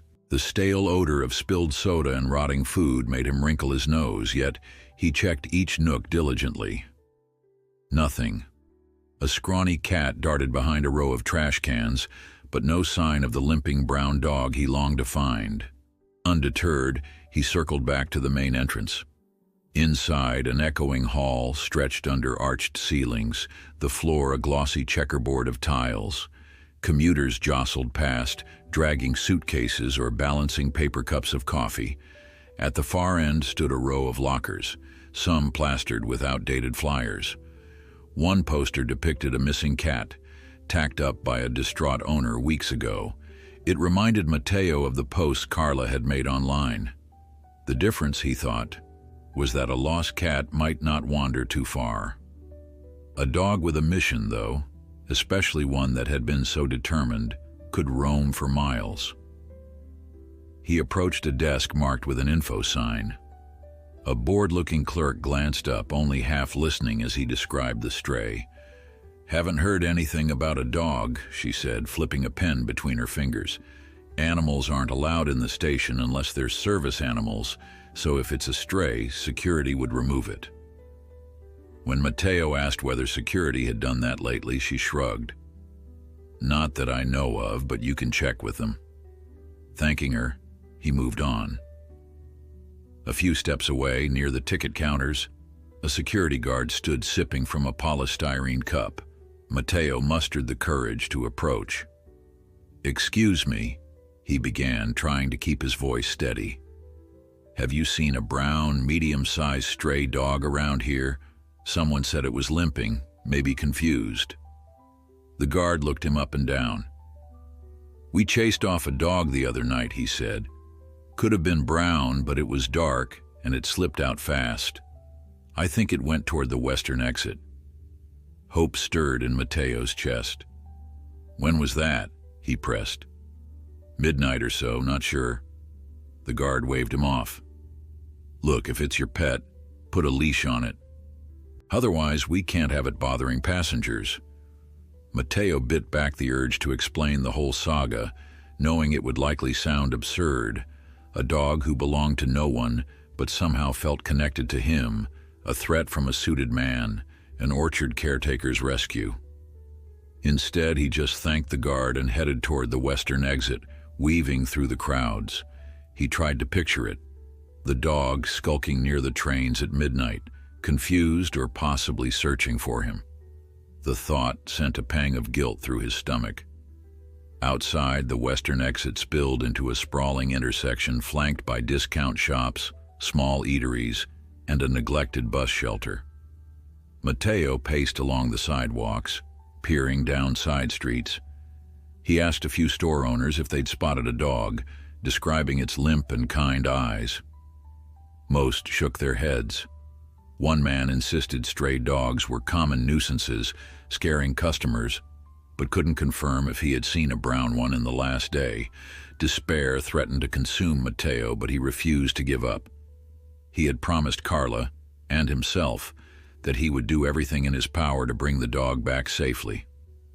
Hours slipped by. He circled the station again, pausing to grab a quick sandwich from a vendor. Between bites, he found a quiet bench to rest, rummaging through the bag he'd packed. The dog treats were still there, mocking him. He realized how foolish it felt to carry them around, hoping the stray might appear like a miracle at his feet. Yet he clung to that faint possibility. After finishing his meal, he left the bench and resumed the search, stopping at every alley, scanning behind dumpsters, checking for glimpses of brown fur and a kinked tail. By mid-afternoon, the skies clouded over with a promise of rain. A chill wind raked through the city, blowing discarded papers across the sidewalks. The gloom matched Mateo's mood. He found himself leaning against a brick wall near a shuttered cafe, dialing Carla on his phone. The call rang a few times before she picked up. "Any luck?" she asked, voice subdued. "No," he confessed, pressing a hand to his forehead. "A guard said he saw a dog at midnight, but nothing today. I've asked everywhere. I might just keep trying a bit longer." Carla sighed on the other end. "I'm so sorry. Mr. Saito and I have been checking if anyone posted sightings on social media. Still nothing. Listen, don't exhaust yourself. Take breaks. We'll keep searching too." He thanked her, swallowing the disappointment that threatened to choke him. Though his feet ached and his mind whirled, he kept walking. The drizzle began soon after, a fine mist that slicked the pavement and turned the city's lights into smears of color by late afternoon. Passers-by hunched under umbrellas or rushed to buses. Mateo pressed on, certain he'd be soaked before long. A meandering path led him to a half-deserted row of warehouses near an industrial freight yard connected to the train lines. The caretaker had mentioned once that strays sometimes drifted toward quieter zones. Perhaps in confusion, the dog had followed the tracks. Mateo trudged past chain-link fences topped with barbed wire. He tried not to think about how precarious his search was. If the dog had gotten trapped somewhere or caught in a car's headlights. Suddenly, he heard a faint rustle behind a stack of wooden pallets near a loading dock. His pulse quickened. He called softly, "Hey, buddy," hoping the dog might recognize his voice. The rustling paused, then continued. Gingerly he approached, shoes squelching in puddles. The shadows cast by the overcast sky made it hard to see. If it was the dog, he had to be careful not to startle it. But as he rounded the pallets, he discovered only a small group of cats rummaging through scraps. They hissed and fled, leaving Mateo alone with his dashed hopes. He leaned against the corrugated metal wall, letting the drizzle pelt his hair. It was getting late, and he'd already spent most of the day on this fruitless endeavor. Weariness finally overtook him. There was no sign that the dog had returned to the station, no reason to believe it hid nearby. As much as it hurt, he knew he had to head back to the bakery and regroup. Perhaps Carla or Mr. Saito would have better luck or new leads. Stifling a frustrated groan, he turned his steps homeward. By the time he reached the bakery, the drizzle had turned into a cold, steady rain that soaked the streets. The sign on the door read "Closed early," likely because business was slow in the bad weather. He slipped inside, welcomed by the warmth of ovens still cooling. Carla and Mr. Saito sat at a small table in the corner, cups of tea steaming, their faces lit with sympathy when they saw him. "No luck," he said before they could ask. He plopped down, exhaustion weighing on his limbs. Carla handed him a towel to dry off his dripping hair. Mr. Saito poured him a cup of tea. "I'm sorry, Mateo," he said gently. "We posted more flyers around the neighborhood, but nobody called." Carla drummed her fingers on the tabletop, frustration etched on her brow. "It doesn't make sense that no one's seen him. He's got a noticeable limp after all. You'd think somebody would remember." She paused, biting her lip. "Unless—" She trailed off. Mateo followed her train of thought. Unless the dog had met the worst fate, being picked up by unsympathetic authorities, or harmed by a passing vehicle, or crossing paths with a suited man. A painful lump rose in Mateo's throat. He noticed Mr. Saito's concerned gaze flicking between them. "All right," Mr. Saito said, clearing his throat and taking charge. "We can't lose hope. Let's keep the bakery open tomorrow as usual, but we'll spread the word to every customer who comes in. We'll share a description of the dog, mention the limp, and ask them to contact us if they see anything. Maybe we'll manage a neighborhood search group on the weekend." Carla mustered a weak smile. "Yes, that's a good idea." Matteo stared into his tea. Part of him felt guilt for wanting a break from the rain and the endless search. Another part insisted he return to the streets, scouring them by flashlight if need be. But Mr. Saito's plan was more practical. They had to unify the community's efforts. Trying to do everything alone was draining them to the point of collapse. That night, before heading upstairs, Matteo paused by the display counters.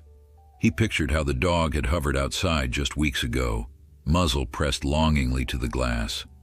If only he had found a way to keep it close, to shield it from all those who wished it harm. If only, he thought, every small act of kindness wasn't overshadowed by forces bigger and crueler than him. Carla approached quietly, setting a hand on his shoulder. "We'll find him," she said, and despite her trembling voice, the conviction in her eyes gave him some comfort. He managed a nod, shoulders tight with worry. After he locked up for the night, the rain persisted, drumming on the roof like a relentless reminder of what was out there, lost and alone. Curled on his cot in the attic, Matteo closed his eyes, picturing the dog's gentle face.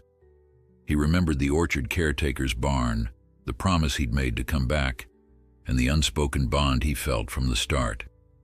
In that moment, he prayed that somewhere in the dark streets, the dog still held on. The next morning dawned gray and sullen, heavy clouds refusing to relinquish even a sliver of blue sky. Matteo woke from fitful dreams, dragged himself out of bed, and splashed cold water on his face. His thoughts tunneled endlessly back to the missing stray. He'd half hoped for a miraculous phone call overnight. Someone spotting the limping dog, a neighbor reporting it curled on a stoop, but the phone stayed silent. With a sigh, he dressed and headed downstairs to start another day at the bakery. Mr. Saito was already there, kneading dough and monitoring the ovens with a stony focus. Matteo recognized it as the older man's way of coping, working meticulously, funneling his worry into flawless loaves and pastries. Carla arrived soon after, hair damp from the rain.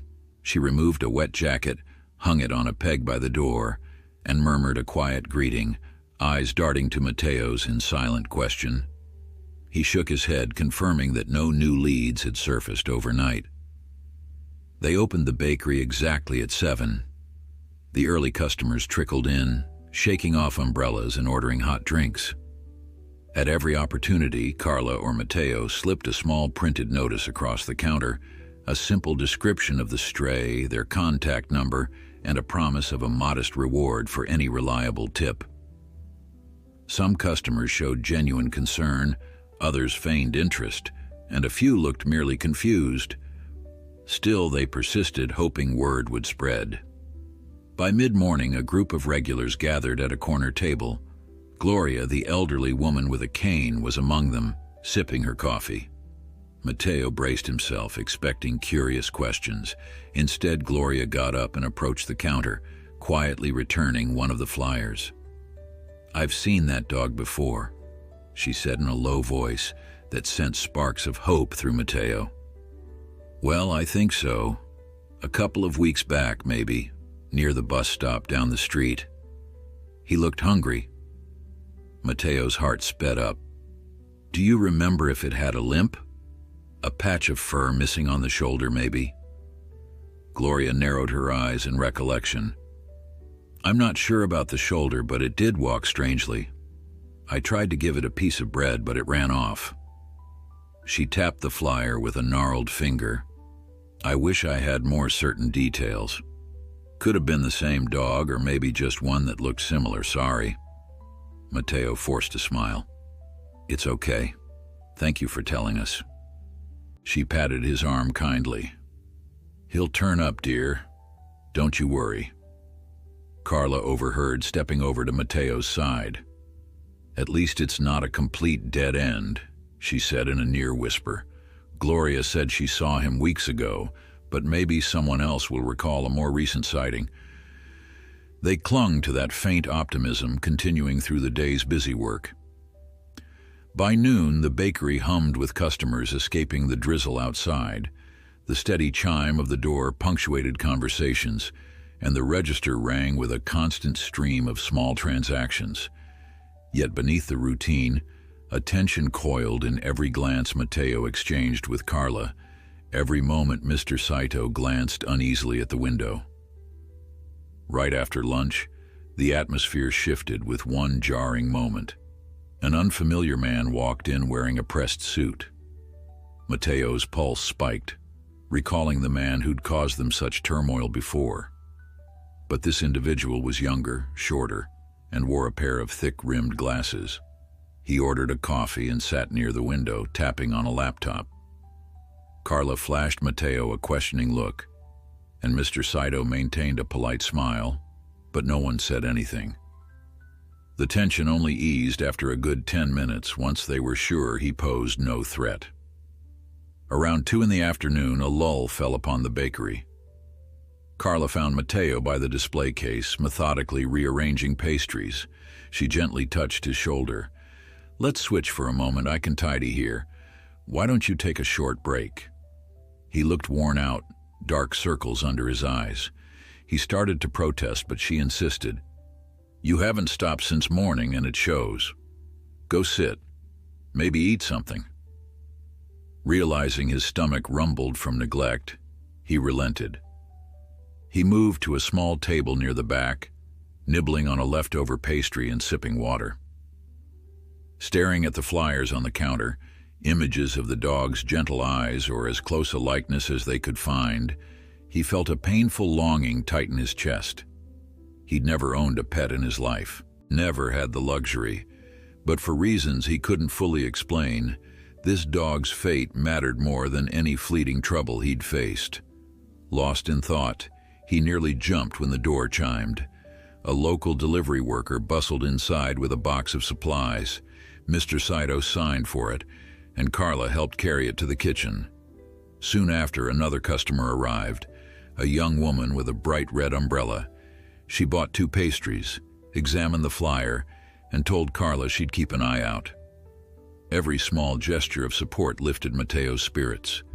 Maybe, just maybe, the community cared enough to help reunite them with the stray. Shortly before 3, Mateo rose, gathering courage for another venture outside. "I'll just check around the block," he told Carla, who nodded. Mr. Saito offered no objection, trusting his sense of responsibility. Outside, the drizzle had paused, leaving the air heavy and cold. Mateo trudged along the sidewalk, scanning every doorway and alley, calling softly under his breath. The sense of déjà vu gnawed at him. He had done this before, multiple times, hoping for a miracle. When he reached the small bus stop near where Gloria claimed to have seen the dog, he paused. An older man with a newspaper stood under the glass shelter, waiting on a bus that showed no sign of arriving soon. Mateo cleared his throat. "Excuse me, have you seen a stray dog around here? Brown fur, walks with a limp?" The man lowered the paper, blinking. "Not recently," he said. "Couple of months back there was a whole bunch of strays roaming, but the city caught most of them, I think. You might want to check the pound." Mateo swallowed a nod of fear. The pound. If the dog had been scooped up by animal control, it could be locked in a shelter cage or worse. "Thanks," he whispered, turning away. Had Carla or Mr. Saito ever considered that possibility? Maybe Delgado or his colleagues had captured the stray. They hadn't received any official notice, but that didn't mean it was impossible. His chest went tight at the idea. The dog, confined to a cramped kennel, unclaimed and alone, might face an uncertain fate. Gathering his courage, he decided to return to the bakery and consult with Carla and Mr. Saito. If they agreed, He'd visit the city pound next, see if there was any record of a dog matching the description. It was a long shot, but one worth taking. He'd barely stepped back inside the bakery when Carla rushed forward. "Mateo, you won't believe it," she said, voice brimming with excitement. "We got a call from a woman who thinks she saw him near the old tire shop, a few blocks south of here. She said she followed him for a bit but lost track when he ducked into an alley." Mateo's heart jolted. The tire shop was an industrial corner known for cheap repairs, about a 15-minute walk away. Without hesitation, he grabbed his coat. "I'll go right now." Carla nodded, pressing a slip of paper with the woman's phone number into his hand. "Her name's Rebecca. She was on her way to work when she spotted him. Said he looked skittish. Call her if you need more details." Before he could leave, Mr. Saito called from behind the counter. "Be careful, all right?" He didn't elaborate, but the concern in his eyes was plain. After all, no one forgot the threats from that suited man, or Delgado's suspicion. Still, Mateo couldn't let fear paralyze him now. He set off at a brisk pace, almost running through the cold afternoon air, ignoring the ache in his calves. Hope flared brighter than it had all week. If Rebecca had a genuine sighting, then the dog might still be in the area, possibly within reach if he moved quickly. He had the dog treat stashed in his jacket pocket, ready to coax it out if it was hiding. The old tire shop came into view, a nondescript building of corrugated metal with faded lettering. The strong smell of rubber and motor oil hung in the air. Mateo circled the building, calling softly under his breath, "Hey, buddy, it's me." Beyond the shop lay a wide alley littered with discarded tires, some piled waist-high. He ducked between them, searching the shadows. Heart pounding, he paused to listen. The air was still, broken only by the distant rush of traffic. He moved deeper, stepping gingerly around oily puddles. A faint scuffling noise reached his ears. He froze, scanning the gloom. "Hey," he murmured, stepping toward a stack of tires. He nearly leapt back when a figure darted out. It was a cat, hissing as it shot past him. Exhaling shakily, Mateo realized it was just another false alarm. He steadied himself, then moved on, determined to check every hidden crevice. If the dog was out there, he had to find it before night fell. His phone vibrated. It was Carla texting. "Any sign?" He typed back, "Not yet," before returning the device to his pocket. The alley ended at a rusted chain-link fence. Beyond it lay a weed-choked lot scattered with junk and abandoned crates. Mateo hopped onto a cinder block to peer over the fence. If the dog had squeezed through any gap, it could be somewhere in that maze of trash. A lump formed in his throat at the prospect of digging through it alone. But just then, from the far end of the lot, a shape moved. Mateo's breath caught. He squinted through the fence. It was small, four-legged, and definitely limping. He almost let out a shout. Instead, he pressed his face to the chain links and whispered, "Hey, over here." The shape paused, ears swiveling. The distance and poor light made it hard to see features, but a pang of recognition electrified Mateo. That posture, that tilt of the head, it had to be the dog. A surge of relief coursed through him. He rattled the fence gently. "It's me," he murmured. "Don't run, please." For a second, he believed the dog recognized his voice, because it took a hesitant step closer, tail half raised. Mateo could hardly believe it. After all their frantic searching, here it was, within sight, just a fence between them. His mind spun with how to reach it. If he could find a gate or a break in the chain link, he might coax the dog out. Anxiously, he hurried along the perimeter, searching for an opening. The fence was patched in multiple places with wire, but near one corner, a loose panel bent outward, leaving a narrow gap. Mateo crouched and squeezed through, ignoring the scrape of metal on his sleeve. Once inside, the dog retreated a few paces, clearly frightened. Easy, Mateo whispered, digging in his pocket for the treats. He placed a few on the ground, then sank to his knees, heart pounding. This felt so close, yet it could collapse if the dog panicked. He kept his voice soft, coaxing. "Remember me? We've been through a lot." At first the dog seemed torn, poised between flight and trust. Then the wind shifted, carrying Mateo's scent. Perhaps it recalled the bakery, the attic room, the orchard's barn.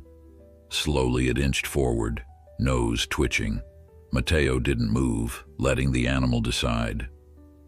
After a tense heartbeat, the dog sniffed the treats and, in a sudden wave of relief, licked Mateo's fingertips. Tears of gratitude pricked Mateo's eyes. "You came back," he breathed. The dog's ears folded and it pressed its muzzle into his hand, shaking slightly. He noticed it was soaked and shivering, fur matted with dirt. He drew off his jacket, draping it over the dog's back, crooning softly. They stayed like that for a moment, man and dog reunited in the dim lot. Then, mindful of the fading daylight, Mateo coaxed the stray to follow him toward the gap in the fence. It limped, but managed to keep pace. Once outside, he realized the next hurdle. Where would they go? He couldn't leave it here, but bringing it openly to the bakery was risky. Still, the dog needed warmth, and fast. As soon as they emerged from the gap in the fence, dog limping and Mateo guiding it gently with a firm hand on its scruffy neck, a chilly wind whipped through the narrow alley. The sun was already sliding toward the horizon, painting the sky in somber shades of gray. Mateo realized that nightfall would come soon, and the temperature would drop. The dog shivered beneath his jacket, visibly exhausted. They couldn't stay out here. Careful to avoid large streets where they might attract attention, he led the stray along quieter back roads. If the suited man happened to be lurking, or if Delgado was patrolling, Mateo wanted no confrontation tonight. The dog followed dutifully, stumbling once when its injured shoulder gave out. Each time Mateo paused, softly encouraging it to push on.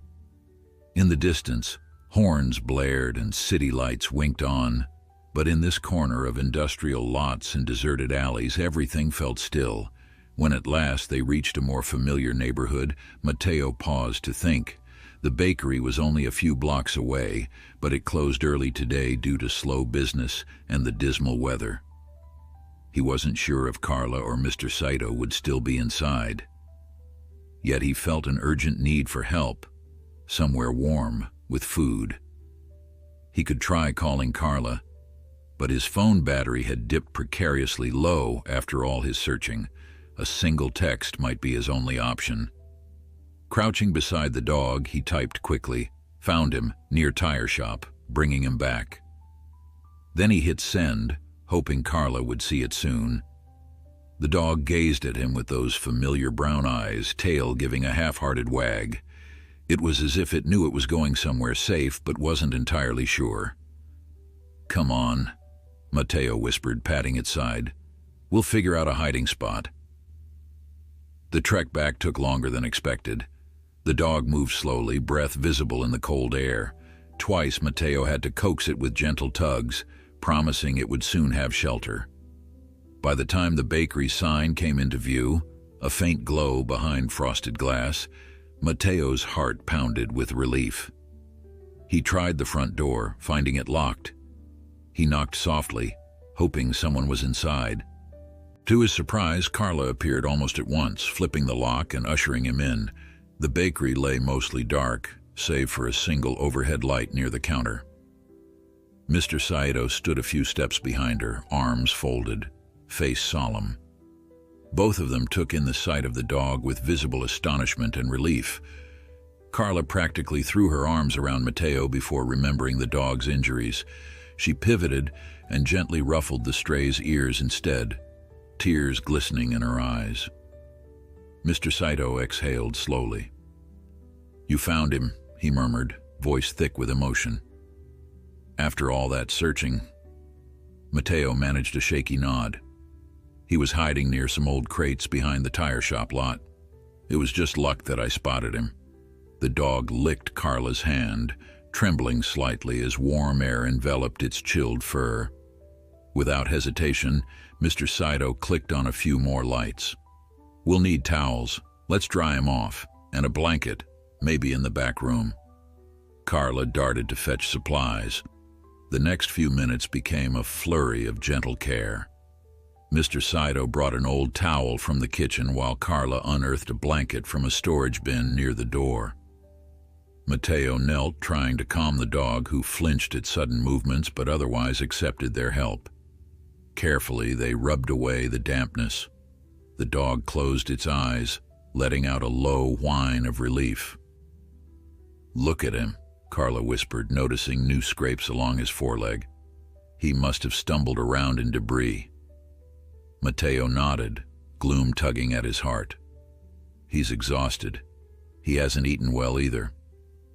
Mr. Saito returned with a small bowl of broth left over from their soup station. "This might help," he said softly. Setting the dish on the floor, he watched the dog sniff, then lap it hungrily. For a moment, the three humans stood in a semicircle, watching with gratitude and worry all at once. When the dog finished, it lay down, half on Mateo's feet as though clinging to his presence. Carla leaned against the counter, rubbing her arms for warmth. "So, what now?" she asked, voice quiet. "We can't just abandon him again. But Delgado..." Mr. Saito cleared his throat. "We'll deal with Delgado if he shows up.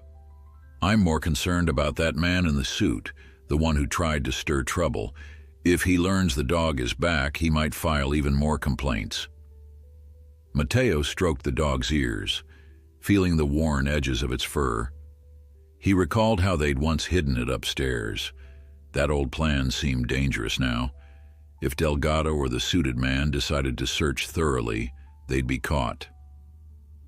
"Maybe I can keep him in my attic room," he offered, voice tinged with desperation. "At least for a few days, until we figure out something else." Carla bit her lip. "You barely have space for yourself up there." But she caught the determined look on Mateo's face and relented, sighing. "All right, it might be the only option if Mr. Saito agrees." The bakery owner studied them both, concern etched in every line of his face. He exhaled. "I hate putting you at risk, Mateo, but I can't see any alternative. Hiding him in the storage room is too obvious now." Then he gave a slow nod. "Keep him quiet. Don't let anyone see. And if Delgado or that man come poking around, we'll figure out a story. We're in this together." A flicker of hope sparked in Mateo's chest. "Thank you," he whispered. "I won't let you down, and I'll keep him safe." Carla offered to help, but Mr. Saito insisted she go home and rest. It was already quite late. She hesitated, hugging the dog one more time. "Stay safe," she whispered, as though the stray could understand every word. Then she slipped out into the cold night, leaving behind a gust of damp air. Mateo retrieved a soft basket from the kitchen, an old bread display bin, and lined it with towels. Carefully, he lifted the dog, who whimpered but allowed the movement. Mr. Saito led them upstairs, pausing at each dark landing to listen for any outside noises. Finally, they reached the attic corridor. Mateo guided them into his cramped room, flicking on a low lamp. It was barely large enough for his narrow cot and a small dresser, but he cleared a corner near the window for the dog's makeshift bed. Mr. Saito set it down gently. Together they watched as the dog sniffed the air, recognized Mateo's scent, and settled onto the towels with a heavy sigh. Mr. Saito's lips curved into a faint smile. "He knows he's back with you," he observed. Then his expression grew serious. "I'll let you two rest. Tomorrow we'll talk about how to handle this long term. Just be cautious." Mateo swallowed hard. "I will." He locked the attic door behind Mr. Saito, then knelt beside the dog. Outside, the rain had resumed, pattering against the roof. He could hardly believe everything that had happened in just a day. The orchard lead, the frantic search, the luck of spotting the dog behind the fence. Now they were here together, though what awaited them beyond this moment was uncertain. Exhaustion dragged at Matteo's limbs, but he had one more task.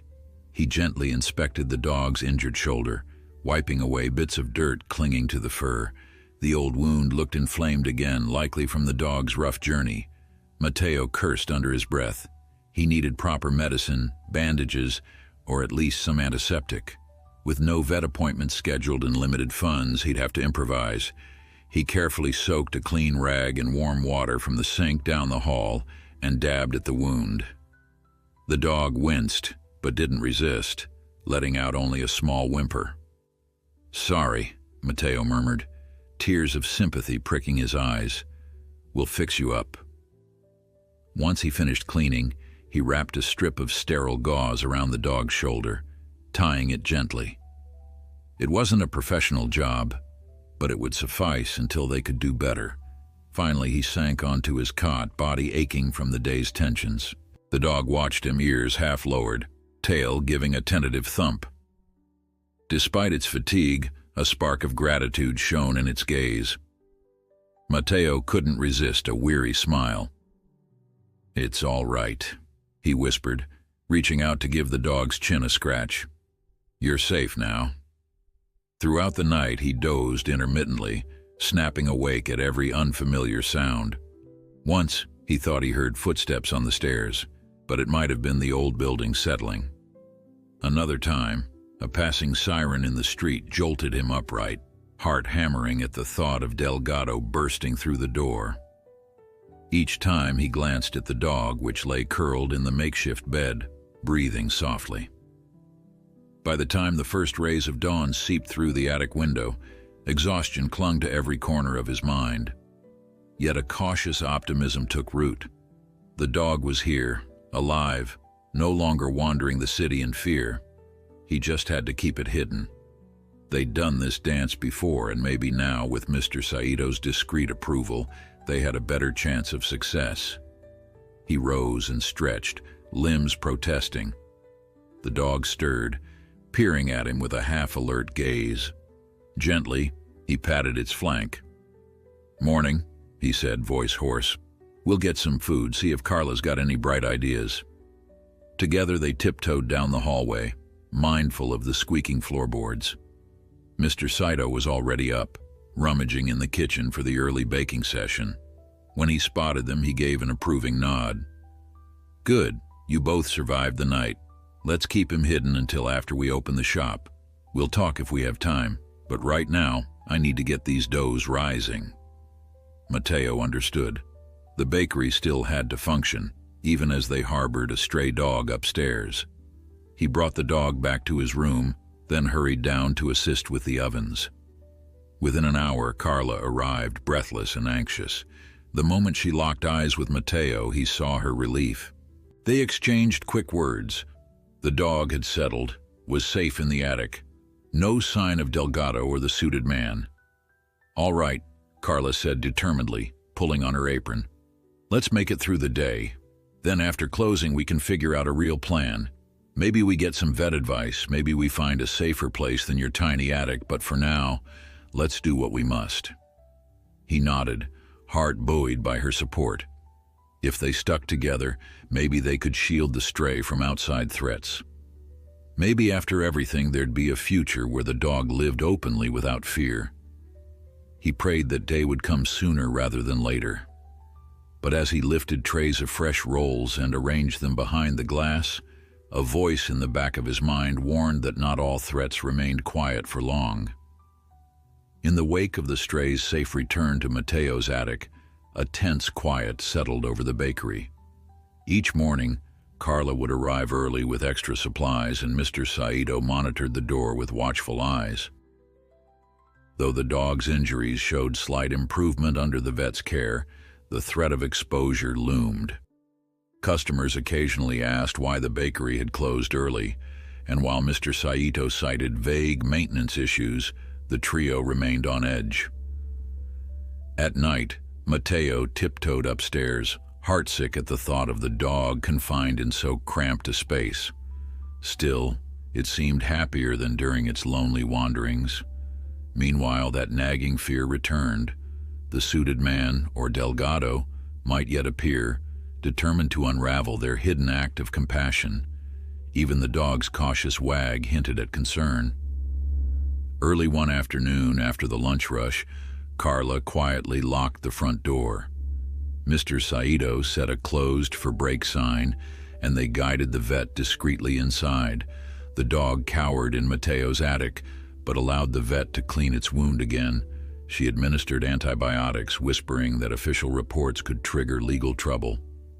They thanked her profusely, relieved she kept no records. Once she left, Mateo knelt by the dog, grateful for another day without incident. Still, tension crackled in every hallway. Carla confided fears that a single slip might invite disaster. Mr. Saito agreed, suggesting they consider permanent options.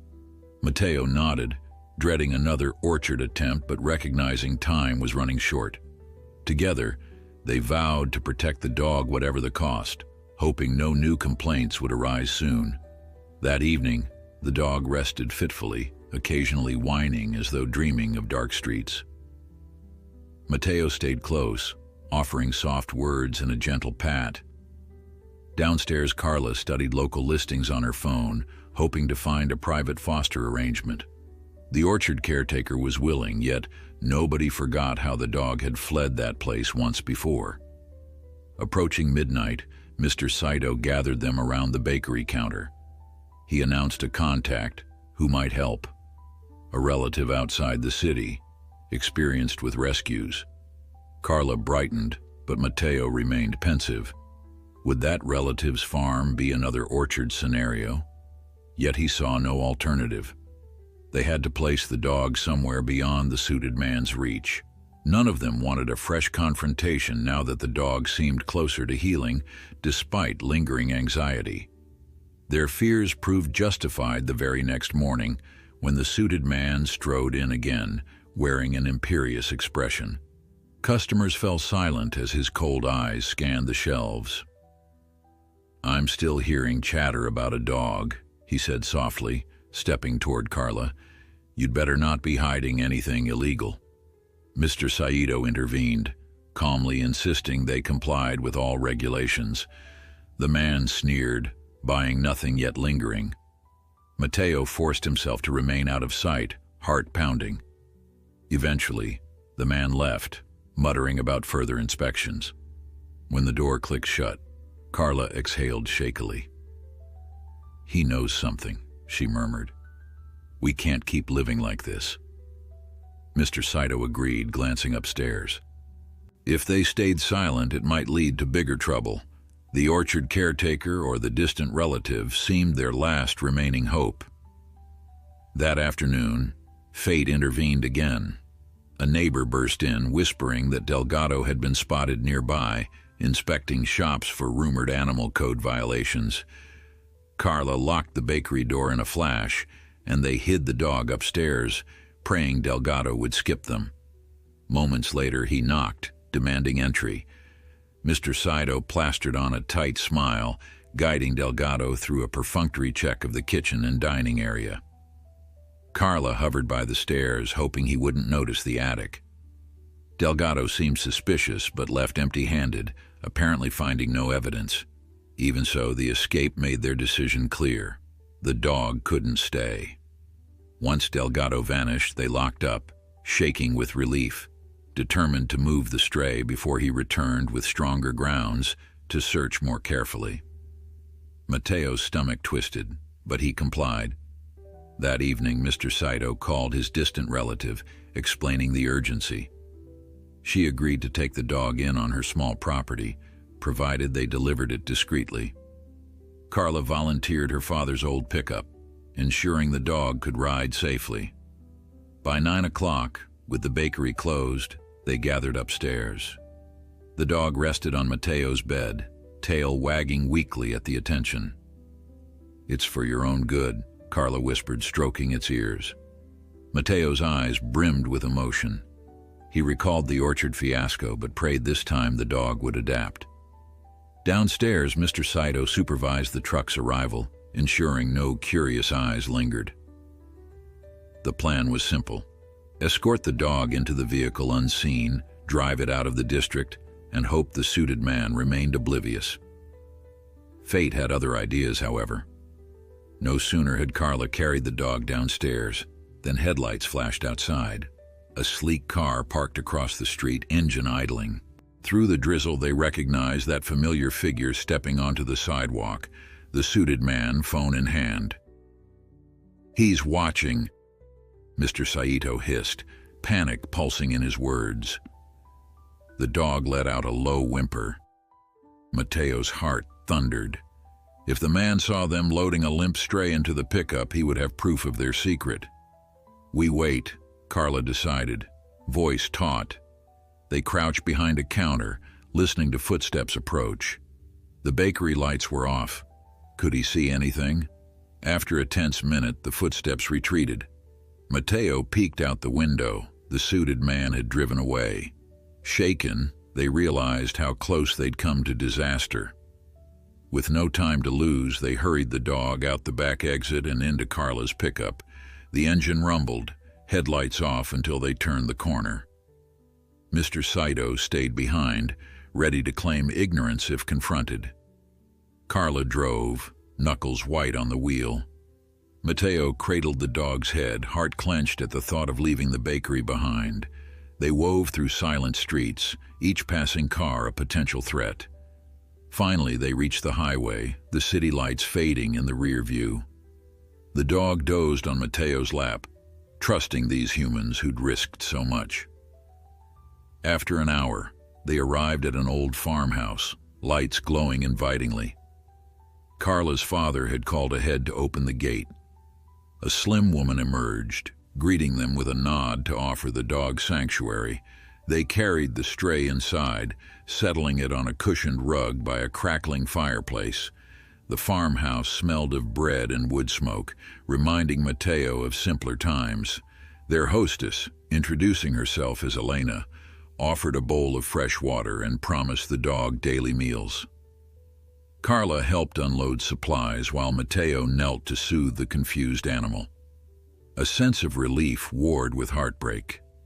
They were leaving him again, this time in safer hands, hoping he wouldn't run off. Elena assured them she'd keep the place secure, yet give the dog room to roam. In return, Carla and Mateo vowed regular visits until he adjusted. At last, the dog lay its muzzle on Mateo's knee, wagging as though sensing he was loved, no matter the distance. They had to go. The drive back felt surreal, rain streaking the windows as the city's lights reappeared. Carla parked behind the bakery, where Mr. Saito waited anxiously. "All done?" he asked, and Mateo managed a tired nod.